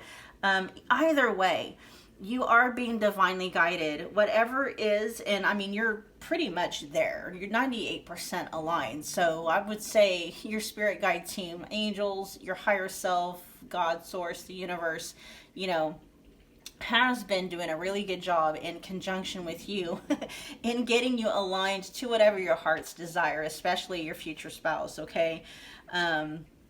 So yay to that. Good news, pile 3. I'm excited for you. All right, you guys, I'm going to go ahead and close out your reading there. I hope that it resonated. If it did, it's getting late, you guys. I'm goofy. Smash that like button for me, okay? Be sure that you are commenting below. Let me know what pile you picked. Also, let me know well, how it resonated. What did you think? Okay, share and subscribe if you feel led to do so. I'll see you guys at your next reading. Thanks for hanging out, pile 3.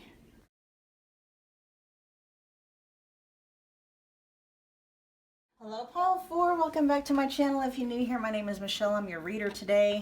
We are back with another future spouse pick a card reading, and you guys are in for a treat today. Okay, and we're diving deep. We're doing some soul level healing. We are figuring out how aligned you are to manifesting in either connection, contact, meeting with your future spouse, or if you believe you already know them, manifesting your desired outcome, your desired reality with, you know, the person who you want to become your future spouse. Okay, disclaimer, you guys, this can be one of the more triggering readings, okay, because we're delving beneath the surface. We're tapping into, you know, things that may have been deeply embedded in your subconscious for quite some time.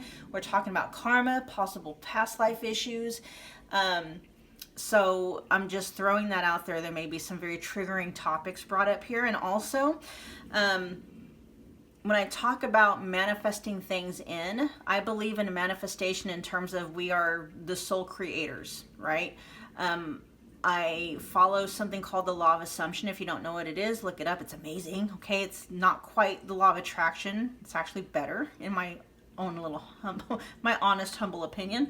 And as such, I tend to talk about things in terms of, you know, we have the main, more influencing role over how things unfold in our 3D, including how we experience our relationship with other people and how we actually influence how they show up for us. Okay.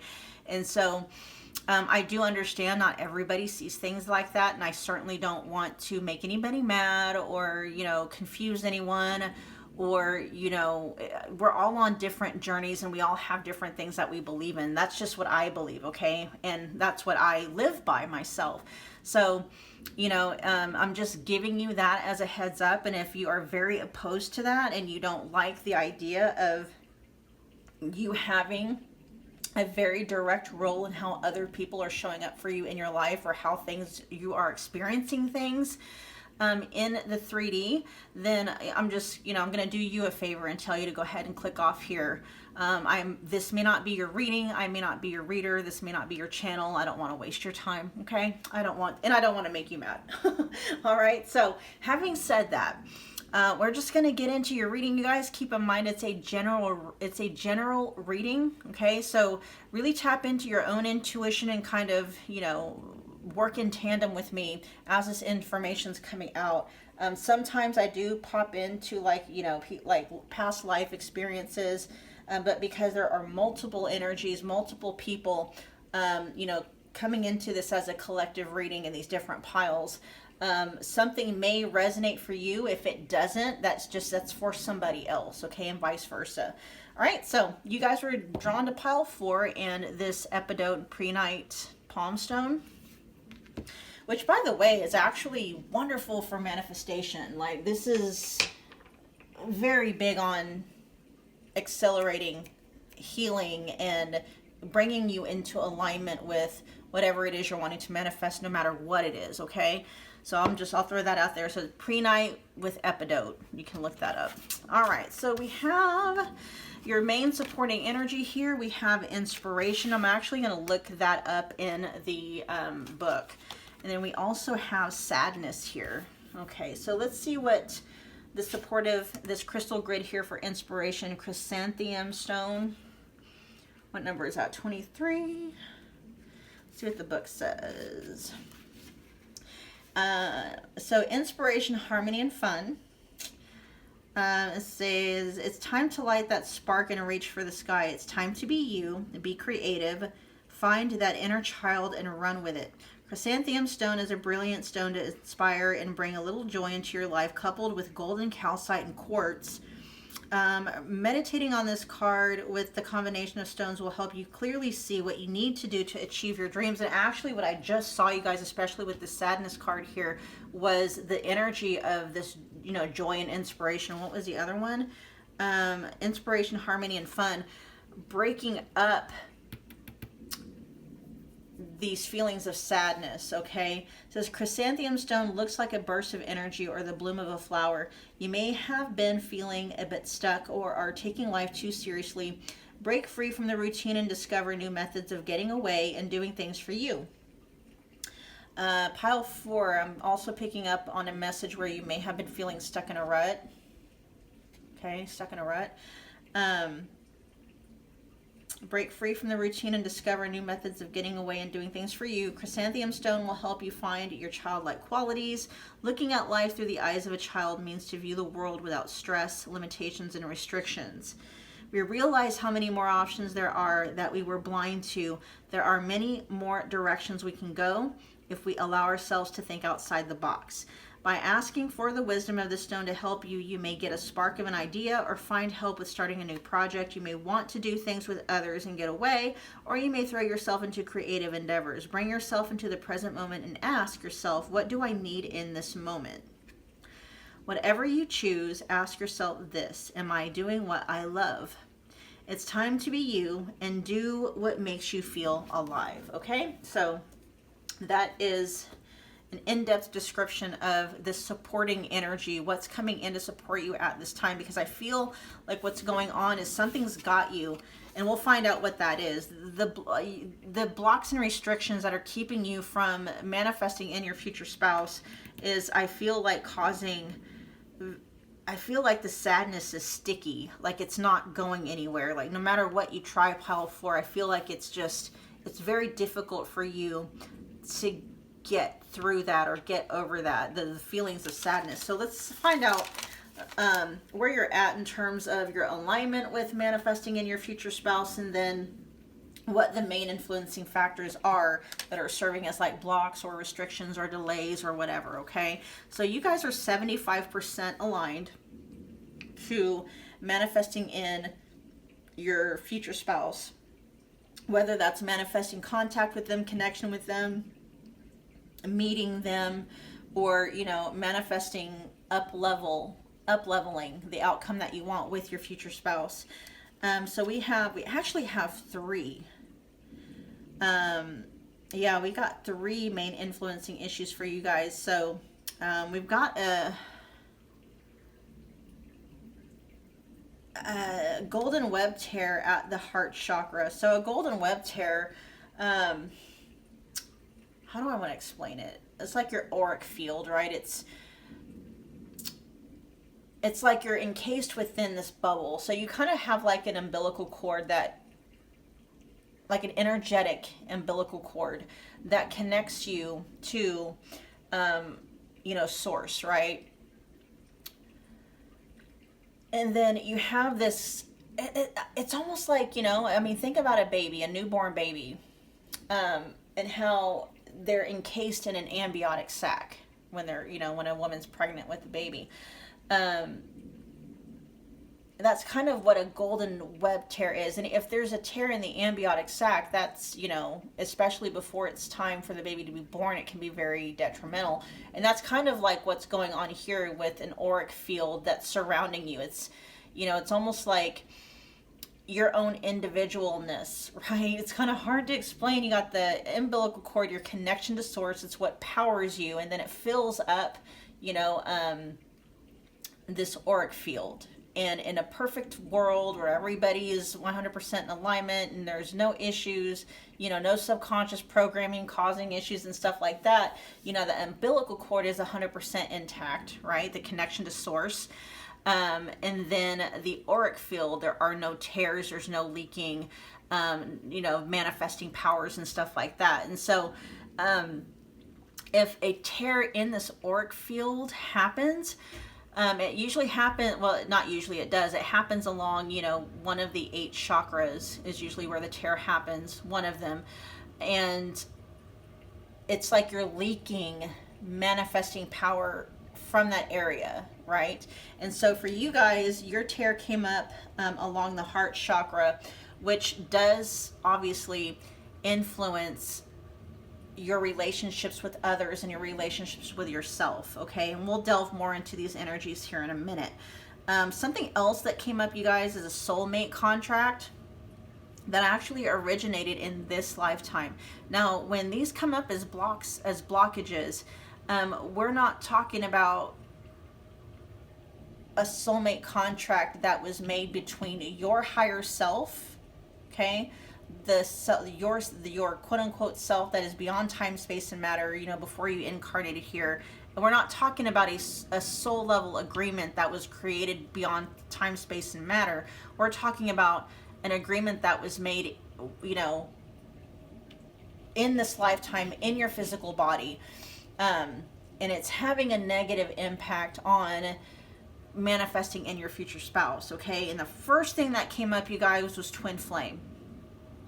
Now, I'm not saying that, and when I say twin flame, I'm picking up on like a soulmate contract that I'm not, you know, that you made, whether you realized you were making it or not, by designating someone as your twin flame and kind of acting out within that constraint. It's coming up as it was created one-sided, and it still currently is one-sided. And I'm not saying they're not your twin flame, okay? But what I'm saying is you created a soulmate contract with this person that is negatively impacting your ability to manifest in your future spouse. And then as I was tapping into that energy, never gonna love again, kept popping in my mind. And so you may actually, pile 4, you may have in your mind an idea of who you think your future spouse is. Like, you already know their name, you know who they are. You may have even labeled them. You think you're on a twin flame journey. I'm not here to say that you are or you're not, okay? What I'm saying is that there is a soulmate contract for many of you. You've labeled it as a twin flame, right? This person is my twin flame, and within that twin flame soulmate contract, you are, how do I want to say it? We're going to leave it there for now, because we're definitely going to delve into these energies a little bit more, okay? And then we also have bargain that came up. That was also something that was created in this lifetime. I feel like it is connected to, I feel all of this stuff is actually connected to that twin flame soulmate contract that you created. I'm just going to come right out and say it, you guys. Okay, no, I don't know. I don't know if this person truly is your twin flame. It'll come out in the reading more than likely.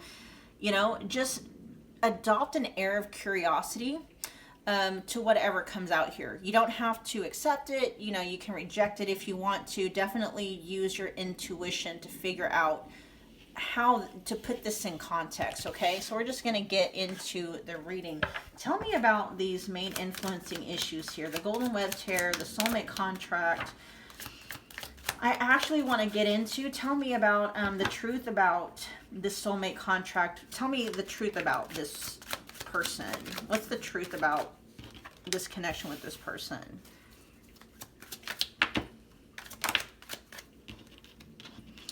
Wow. We got cut out, divine intervention, and actually self-delusion.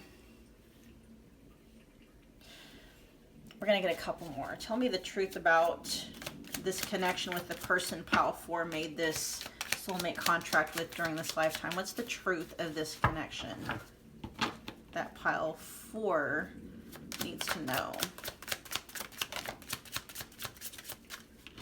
Let's get one more. Karmic. There you go. Pile 4. The truth of, and like I said, don't shoot the messenger, okay? It's not a twin flame connection. It's not. It has turned karmic, which is why divine intervention is showing up here. We're gonna get one more because there is soulmate. There is a soulmate card in this deck, and then there's also twin flame in this deck. Okay.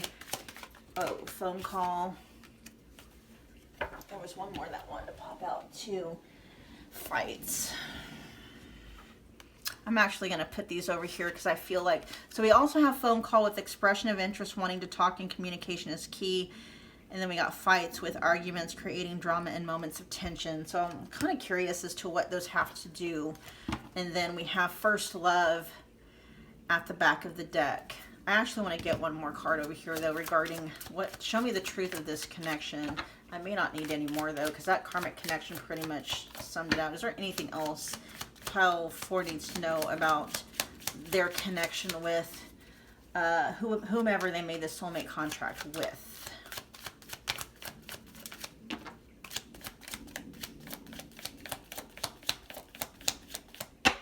No? Okay. Let me find out what phone call, real quick. Why is phone call and fights here?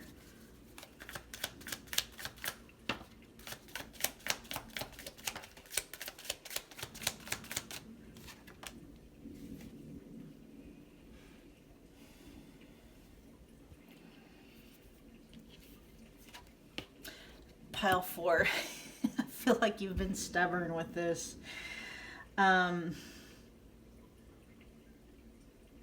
With divine intervention here, karmic connection, we got phone call and fights. I feel like source, your spirit guides, your intuition has even been trying to kind of open your mind and your heart up to the possibility that what you thought was a twin flame connection actually is not, right?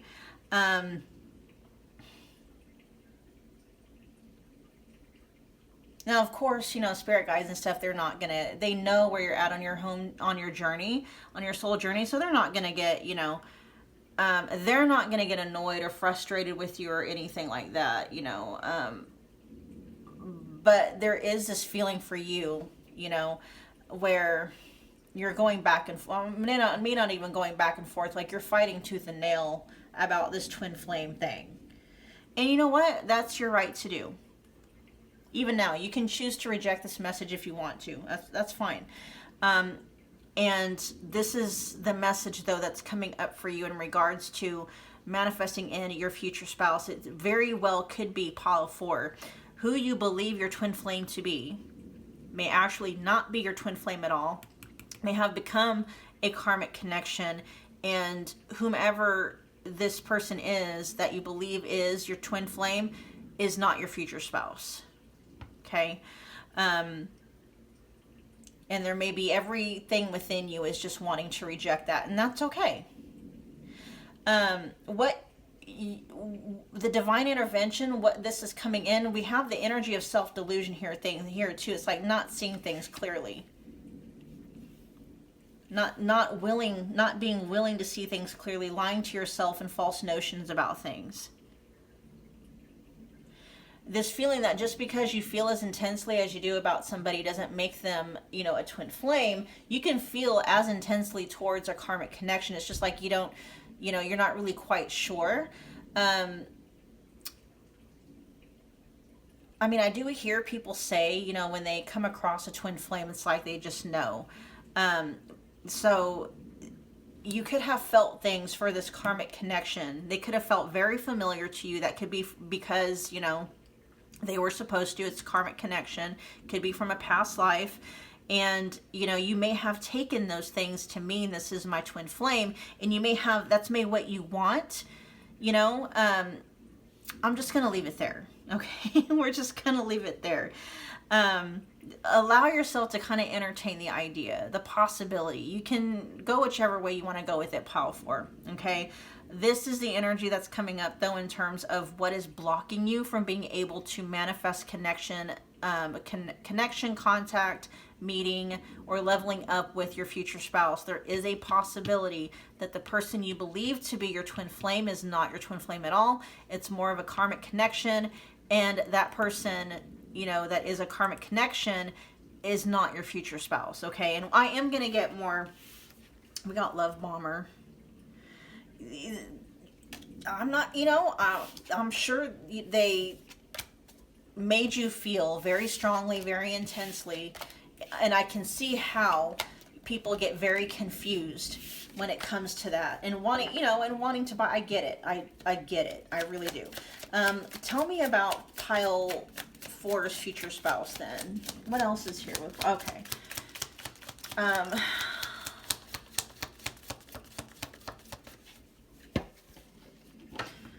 Tell me about pile 4's future spouse.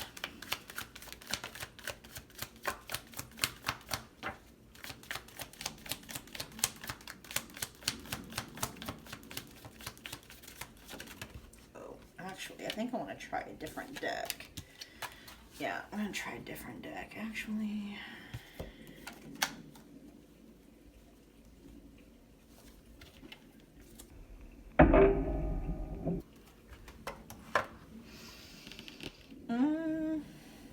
Okay, I know what I'm going to do.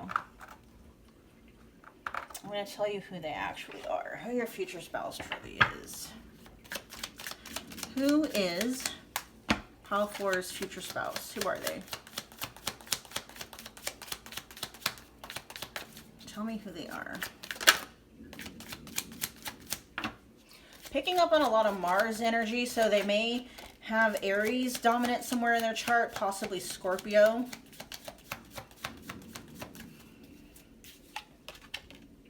Solar eclipse. Show me pile 4's future spouse. Who are they really?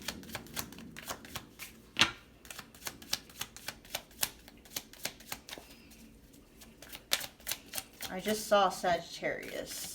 So they may have fire in their chart somewhere, especially with solar return or solar eclipse. May, you know, so fire dominant energy is coming through, Mars dominant energy. So Aries, Leo, Sagittarius, Scorpio wanting to be in there somewhere possibly. Leo and Scorpio with this solar eclipse, because that's like shocking change, right? Tower energy kind of coming through as well. We got the 3rd house, so there's Gemini energy, water element. So it's all over the board when it comes to what their, you know, astrological angle. So what this is letting me know is that they're pretty well rounded when it comes to influences. Let me see if any earth energy comes out. Did any earth? No, I didn't say any earth energy at all.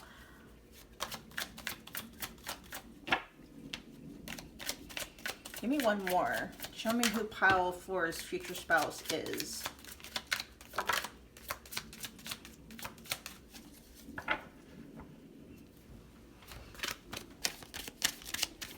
Who's pile 4's future spouse? Okay. Your soul has returned to learn many lessons. I was going to say, I'm not picking up on a lot of earth energy coming out for your future spouse, and so they may not be too concerned with, you know, materialistic things at all. They may be a lot more spiritual.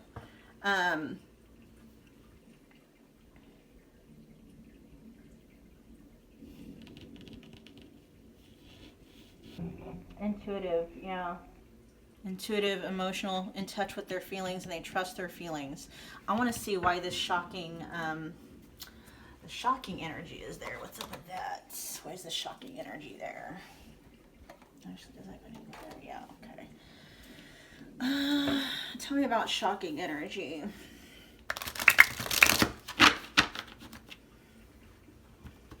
They adapt quickly to change. Very quickly to change. Very comfortable taking risks.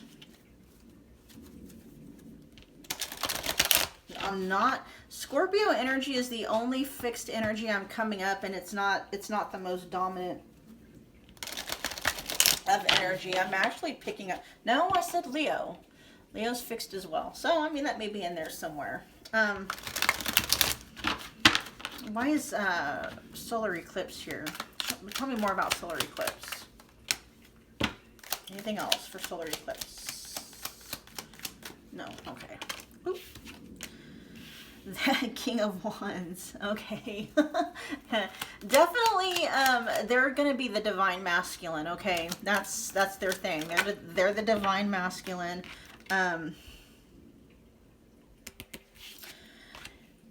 Eight of Wands in reverse. They're a little bit more grounded though, which is funny because this is both wand energy, but we have the Eight of Wands in reverse. And so they take their time a little bit. Why is the Eight of Wands here? So the King of Wands energy, that's taking me more to Leo energy again. But of course, wand energy is Aries, Leo, Sagittarius. We have more wands here energy. So a lot of fire influence coming through. Possibly a bit more. Look at that.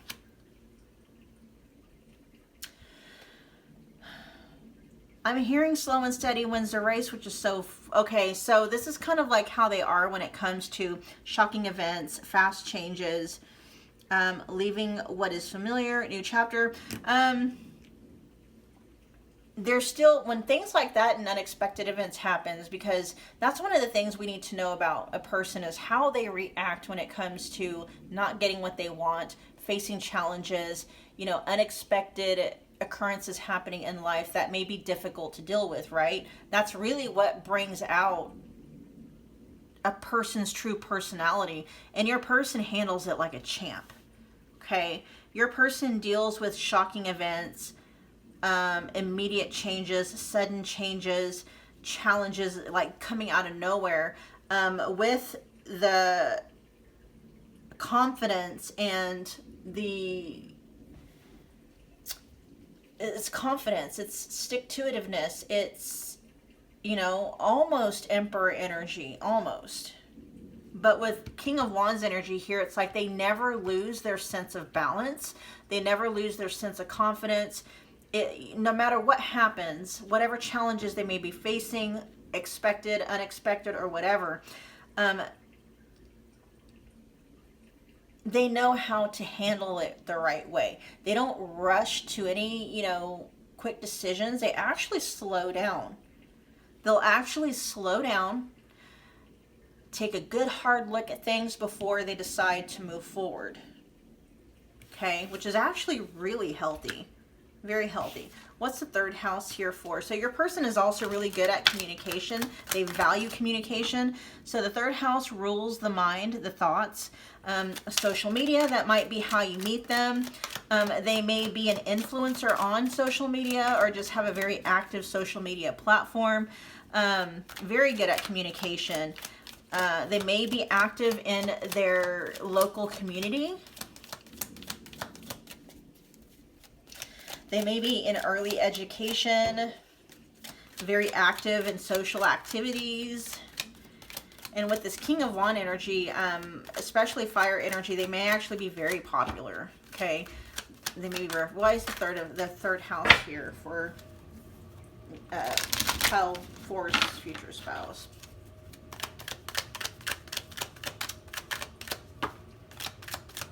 Show me more about pile 4's future spouse. Who is their future spouse? I'm hearing they're never going to leave you left on red. They're really good at responding to their messages.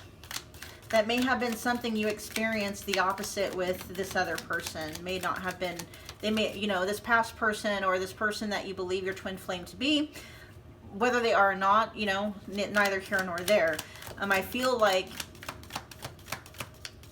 that's where your future spouse and this other person differ. Your future spouse is very good at responding to phone calls, responding to text messages, and they will take you seriously. Yeah, because they don't want to put you in this energy. They don't want you to wonder what they're doing. They don't want you to worry. They don't want to put you in any kind of anxiety.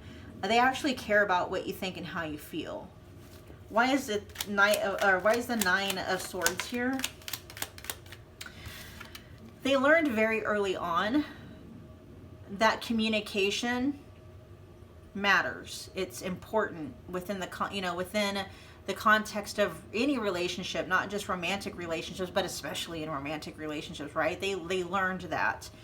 That may have it. So that may have the fact that we have the Page of Pentacles here with the third house. This may also be a clue as to what your future spouse does for a living, what they studied in school. They may have studied communication, media,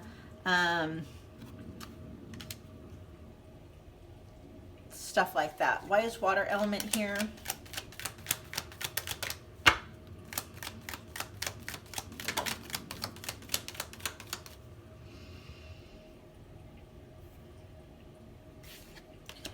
Nine of Wands in reverse. Why is the Nine of Wands in reverse here under water element?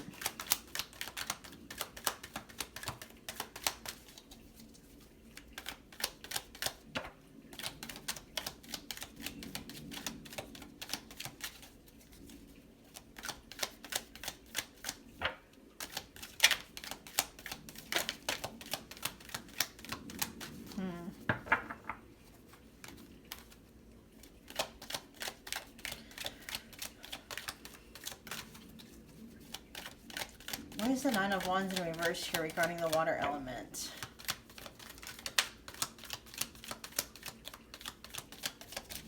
I'm being guided to actually move on to your soul has returned to learn many lessons. I feel like those two are connected.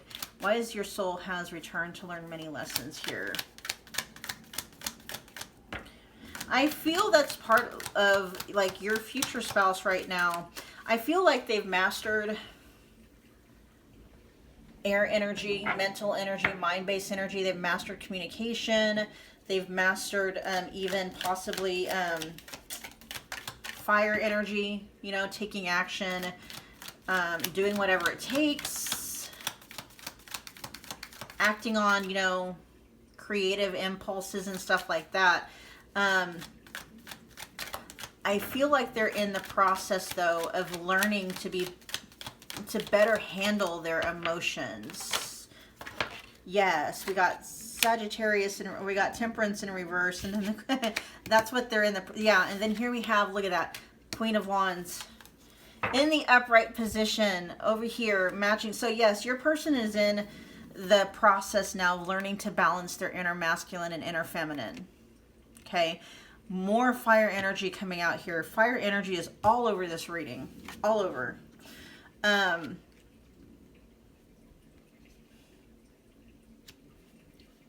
Sagittarius showing up here with Temperance in reverse. That's what they're in the process of learning to balance out, though, is their inner masculine and inner feminine, and learning how to be comfortable in their inner feminine energies, especially if they are the divine masculine. It doesn't matter if you're divine masculine or divine feminine. We all have inner masculine and inner feminine energies, and there is always a point in time when we need to, you know, be active in one and then step out of that energy and become active in the other, right? That's what your person, your future spouse is getting. That's what they're in the process of learning. How to let go, how to surrender, how to let things be, how to let things unfold naturally. Learning to take their hands off of the wheel and stuff like that. And that also includes being in touch, being very emotionally literate, understanding what they're feeling, understanding what to do with their feelings, you know, even in being that they are very communicative and they value communication, learning how to communicate and express what it is they're feeling, right? What is your soul has returned to learn many lessons? What's that here for?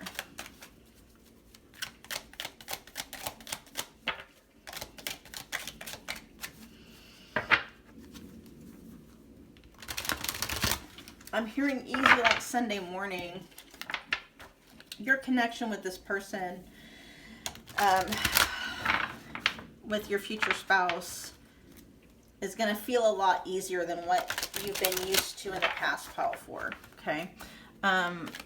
Your soul has returned to learn many lessons.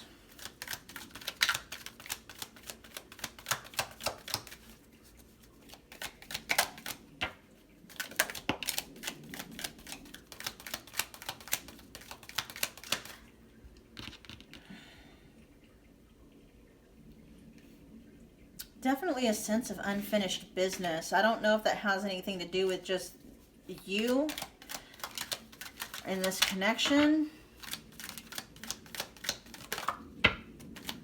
I feel like there's unfinished business. Something was left undone in a previous lifetime, and your person, I feel like they may even be aware of that, pile 4, to some degree.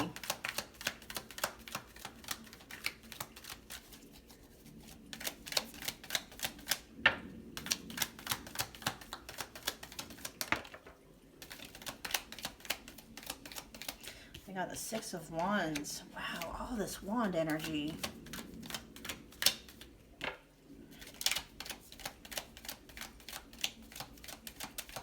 Why is there no pentacle energy here, though? That's what I want to know.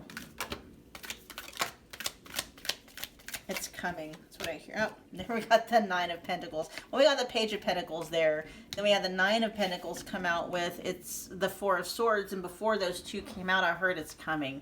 They're in the process of building is what they're doing right now. That's what it is. Your future spouse is in the process of building. I'm hearing for some reinstating.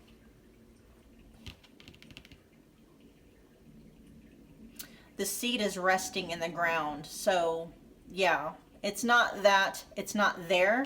It just hasn't sprouted yet. I feel like they're working diligently on something. I do feel like your person has some kind of a social media platform. They could be affiliated with the news. They could be a journalist. They're in some kind of communication. They share something. They do something on social media. I feel a lot of them, especially with this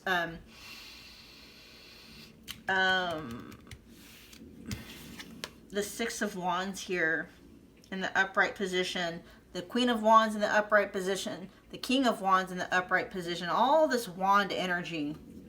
Yeah, your person is in some kind of, they're in a spotlight of some kind. And I'm hearing they're building their empire. They're on their way, which is why the Emperor energy has not come out yet. It's like they're building it, right? It's on its way though. Yeah, so it's not that your person's not concerned with material things. They're realizing before material things can manifest, first the seeds have to be planted, the crops need to be watered, the ground needs to be worked and stuff like that. And there's a time in between planting and harvest, right? And that's kind of where they're at. Yeah, it's coming. Okay, all right. What can pile 4 do in the meantime? Let's see, what actions can pile 4 take to align them better with manifesting in their future spouse?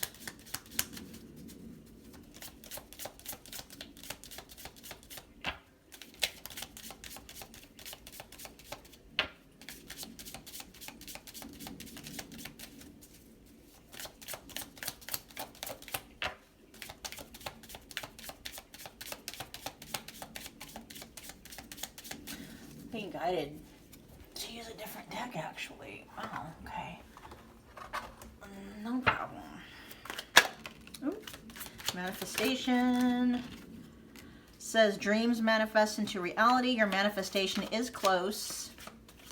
I'm hearing closer than you think. Getting more of what you want, and your manifesting power is strong. Pile 4. Aligning with their future spouse.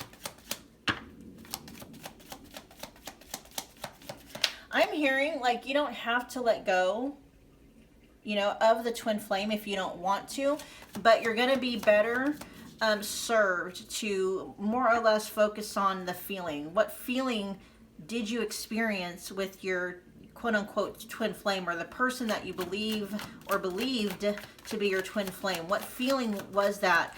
And then nurture that feeling, right? And then add on what you would have liked to have felt with the twin flame. Maybe it was, you know, you wanted to feel safe and secure. You wanted things to feel solid, predictable, things like that. And that's going to help with your manifesting, you know, your future spouse in, whether it's the twin flame or not.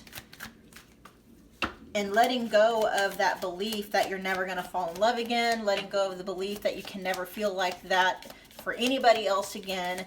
You know, allow for both possibilities. Allow that whatever you felt with, you know, this other person, you know, the person you believe to be your twin flame, allow the possibility, right? Receive the possibility that you can and will feel like that for someone again if you're, you know, and just leave it at that. We got lightning with sudden fast change, taking quick action, shocking events, love striking you unexpectedly. Love, yeah, out of nowhere. When you release the twin flame thing, okay, or you at least entertain the possibility that maybe they weren't your twin flame, release them from your desire for them to want to be a twin flame. Release them from that soulmate contract, first of all. Just release the soulmate contract. Release the vow that you basically took with this person that you're never going to be with anybody else again. Or, you know, you're just going to be settling, that they're the only person that, you know what I mean? I should say that's the suggestion. Obviously, you know, you can do what you want, right? Pile 4, you can do what you want. I'm just relaying the messages that come through. Give me one more. What can pile 4 do to help their alignment with their future spouse? Is there anything else that wants to come out from this deck? Contracts. There's that contract, that soulmate contract.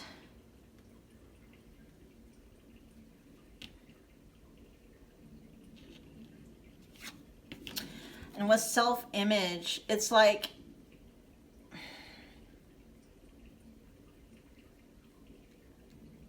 this isn't going to make a lot of sense for people who don't really follow Law of Assumption or Neville Goddard, but maybe you can understand it from a space of, you know, what Neville Goddard and the Bible called putting off the old man, right? There's a part of us that is egoic. We have egoic wants and needs.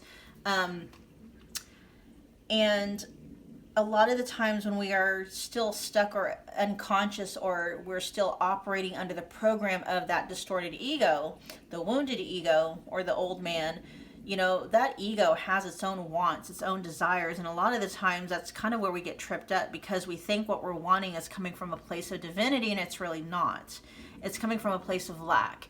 And so it's like right here with contracts and self-image, especially where it says superficial, right? Superficial confidence, insecurity issues. This contract was created, it was born out of the desire of the quote-unquote old man. It was born out of an egoic need of, you know, wanting to feel loved, wanting to feel important, wanting to feel whatever, right? And releasing that contract and realizing where that contract came from, where it was born out of. It's very possible that contract was not born out of, you know, it wasn't divine. It didn't happen at the level of 5D and above. It was a conscious, you know, this contract was born during this lifetime, you know, consciously, right? And with self-image here, coupling that, it's like it's not as deep as what you think. It's not as deep as what you believe it to be, and it's not coming from the space that you think it's coming from. That's the message that's coming through. So releasing that contract first and foremost. Not to say that you cannot manifest in marriage with that twin flame, quote unquote twin flame, or with that person, whatever their name is. But you've given a lot of your power away to that person. And it's affected you on multiple levels, especially spiritually, energetically, emotionally, mentally, okay? Realizing that, yes, it's possible. You can manifest that person in, you can manifest union with them and stuff like that. And also realizing that you don't need them in order to feel what it is you're wanting to feel. Loved, important, special, chosen, alive inside, life's worth living for, having something to look forward to, right? And be open to the possibility that life has a funny way to, you know,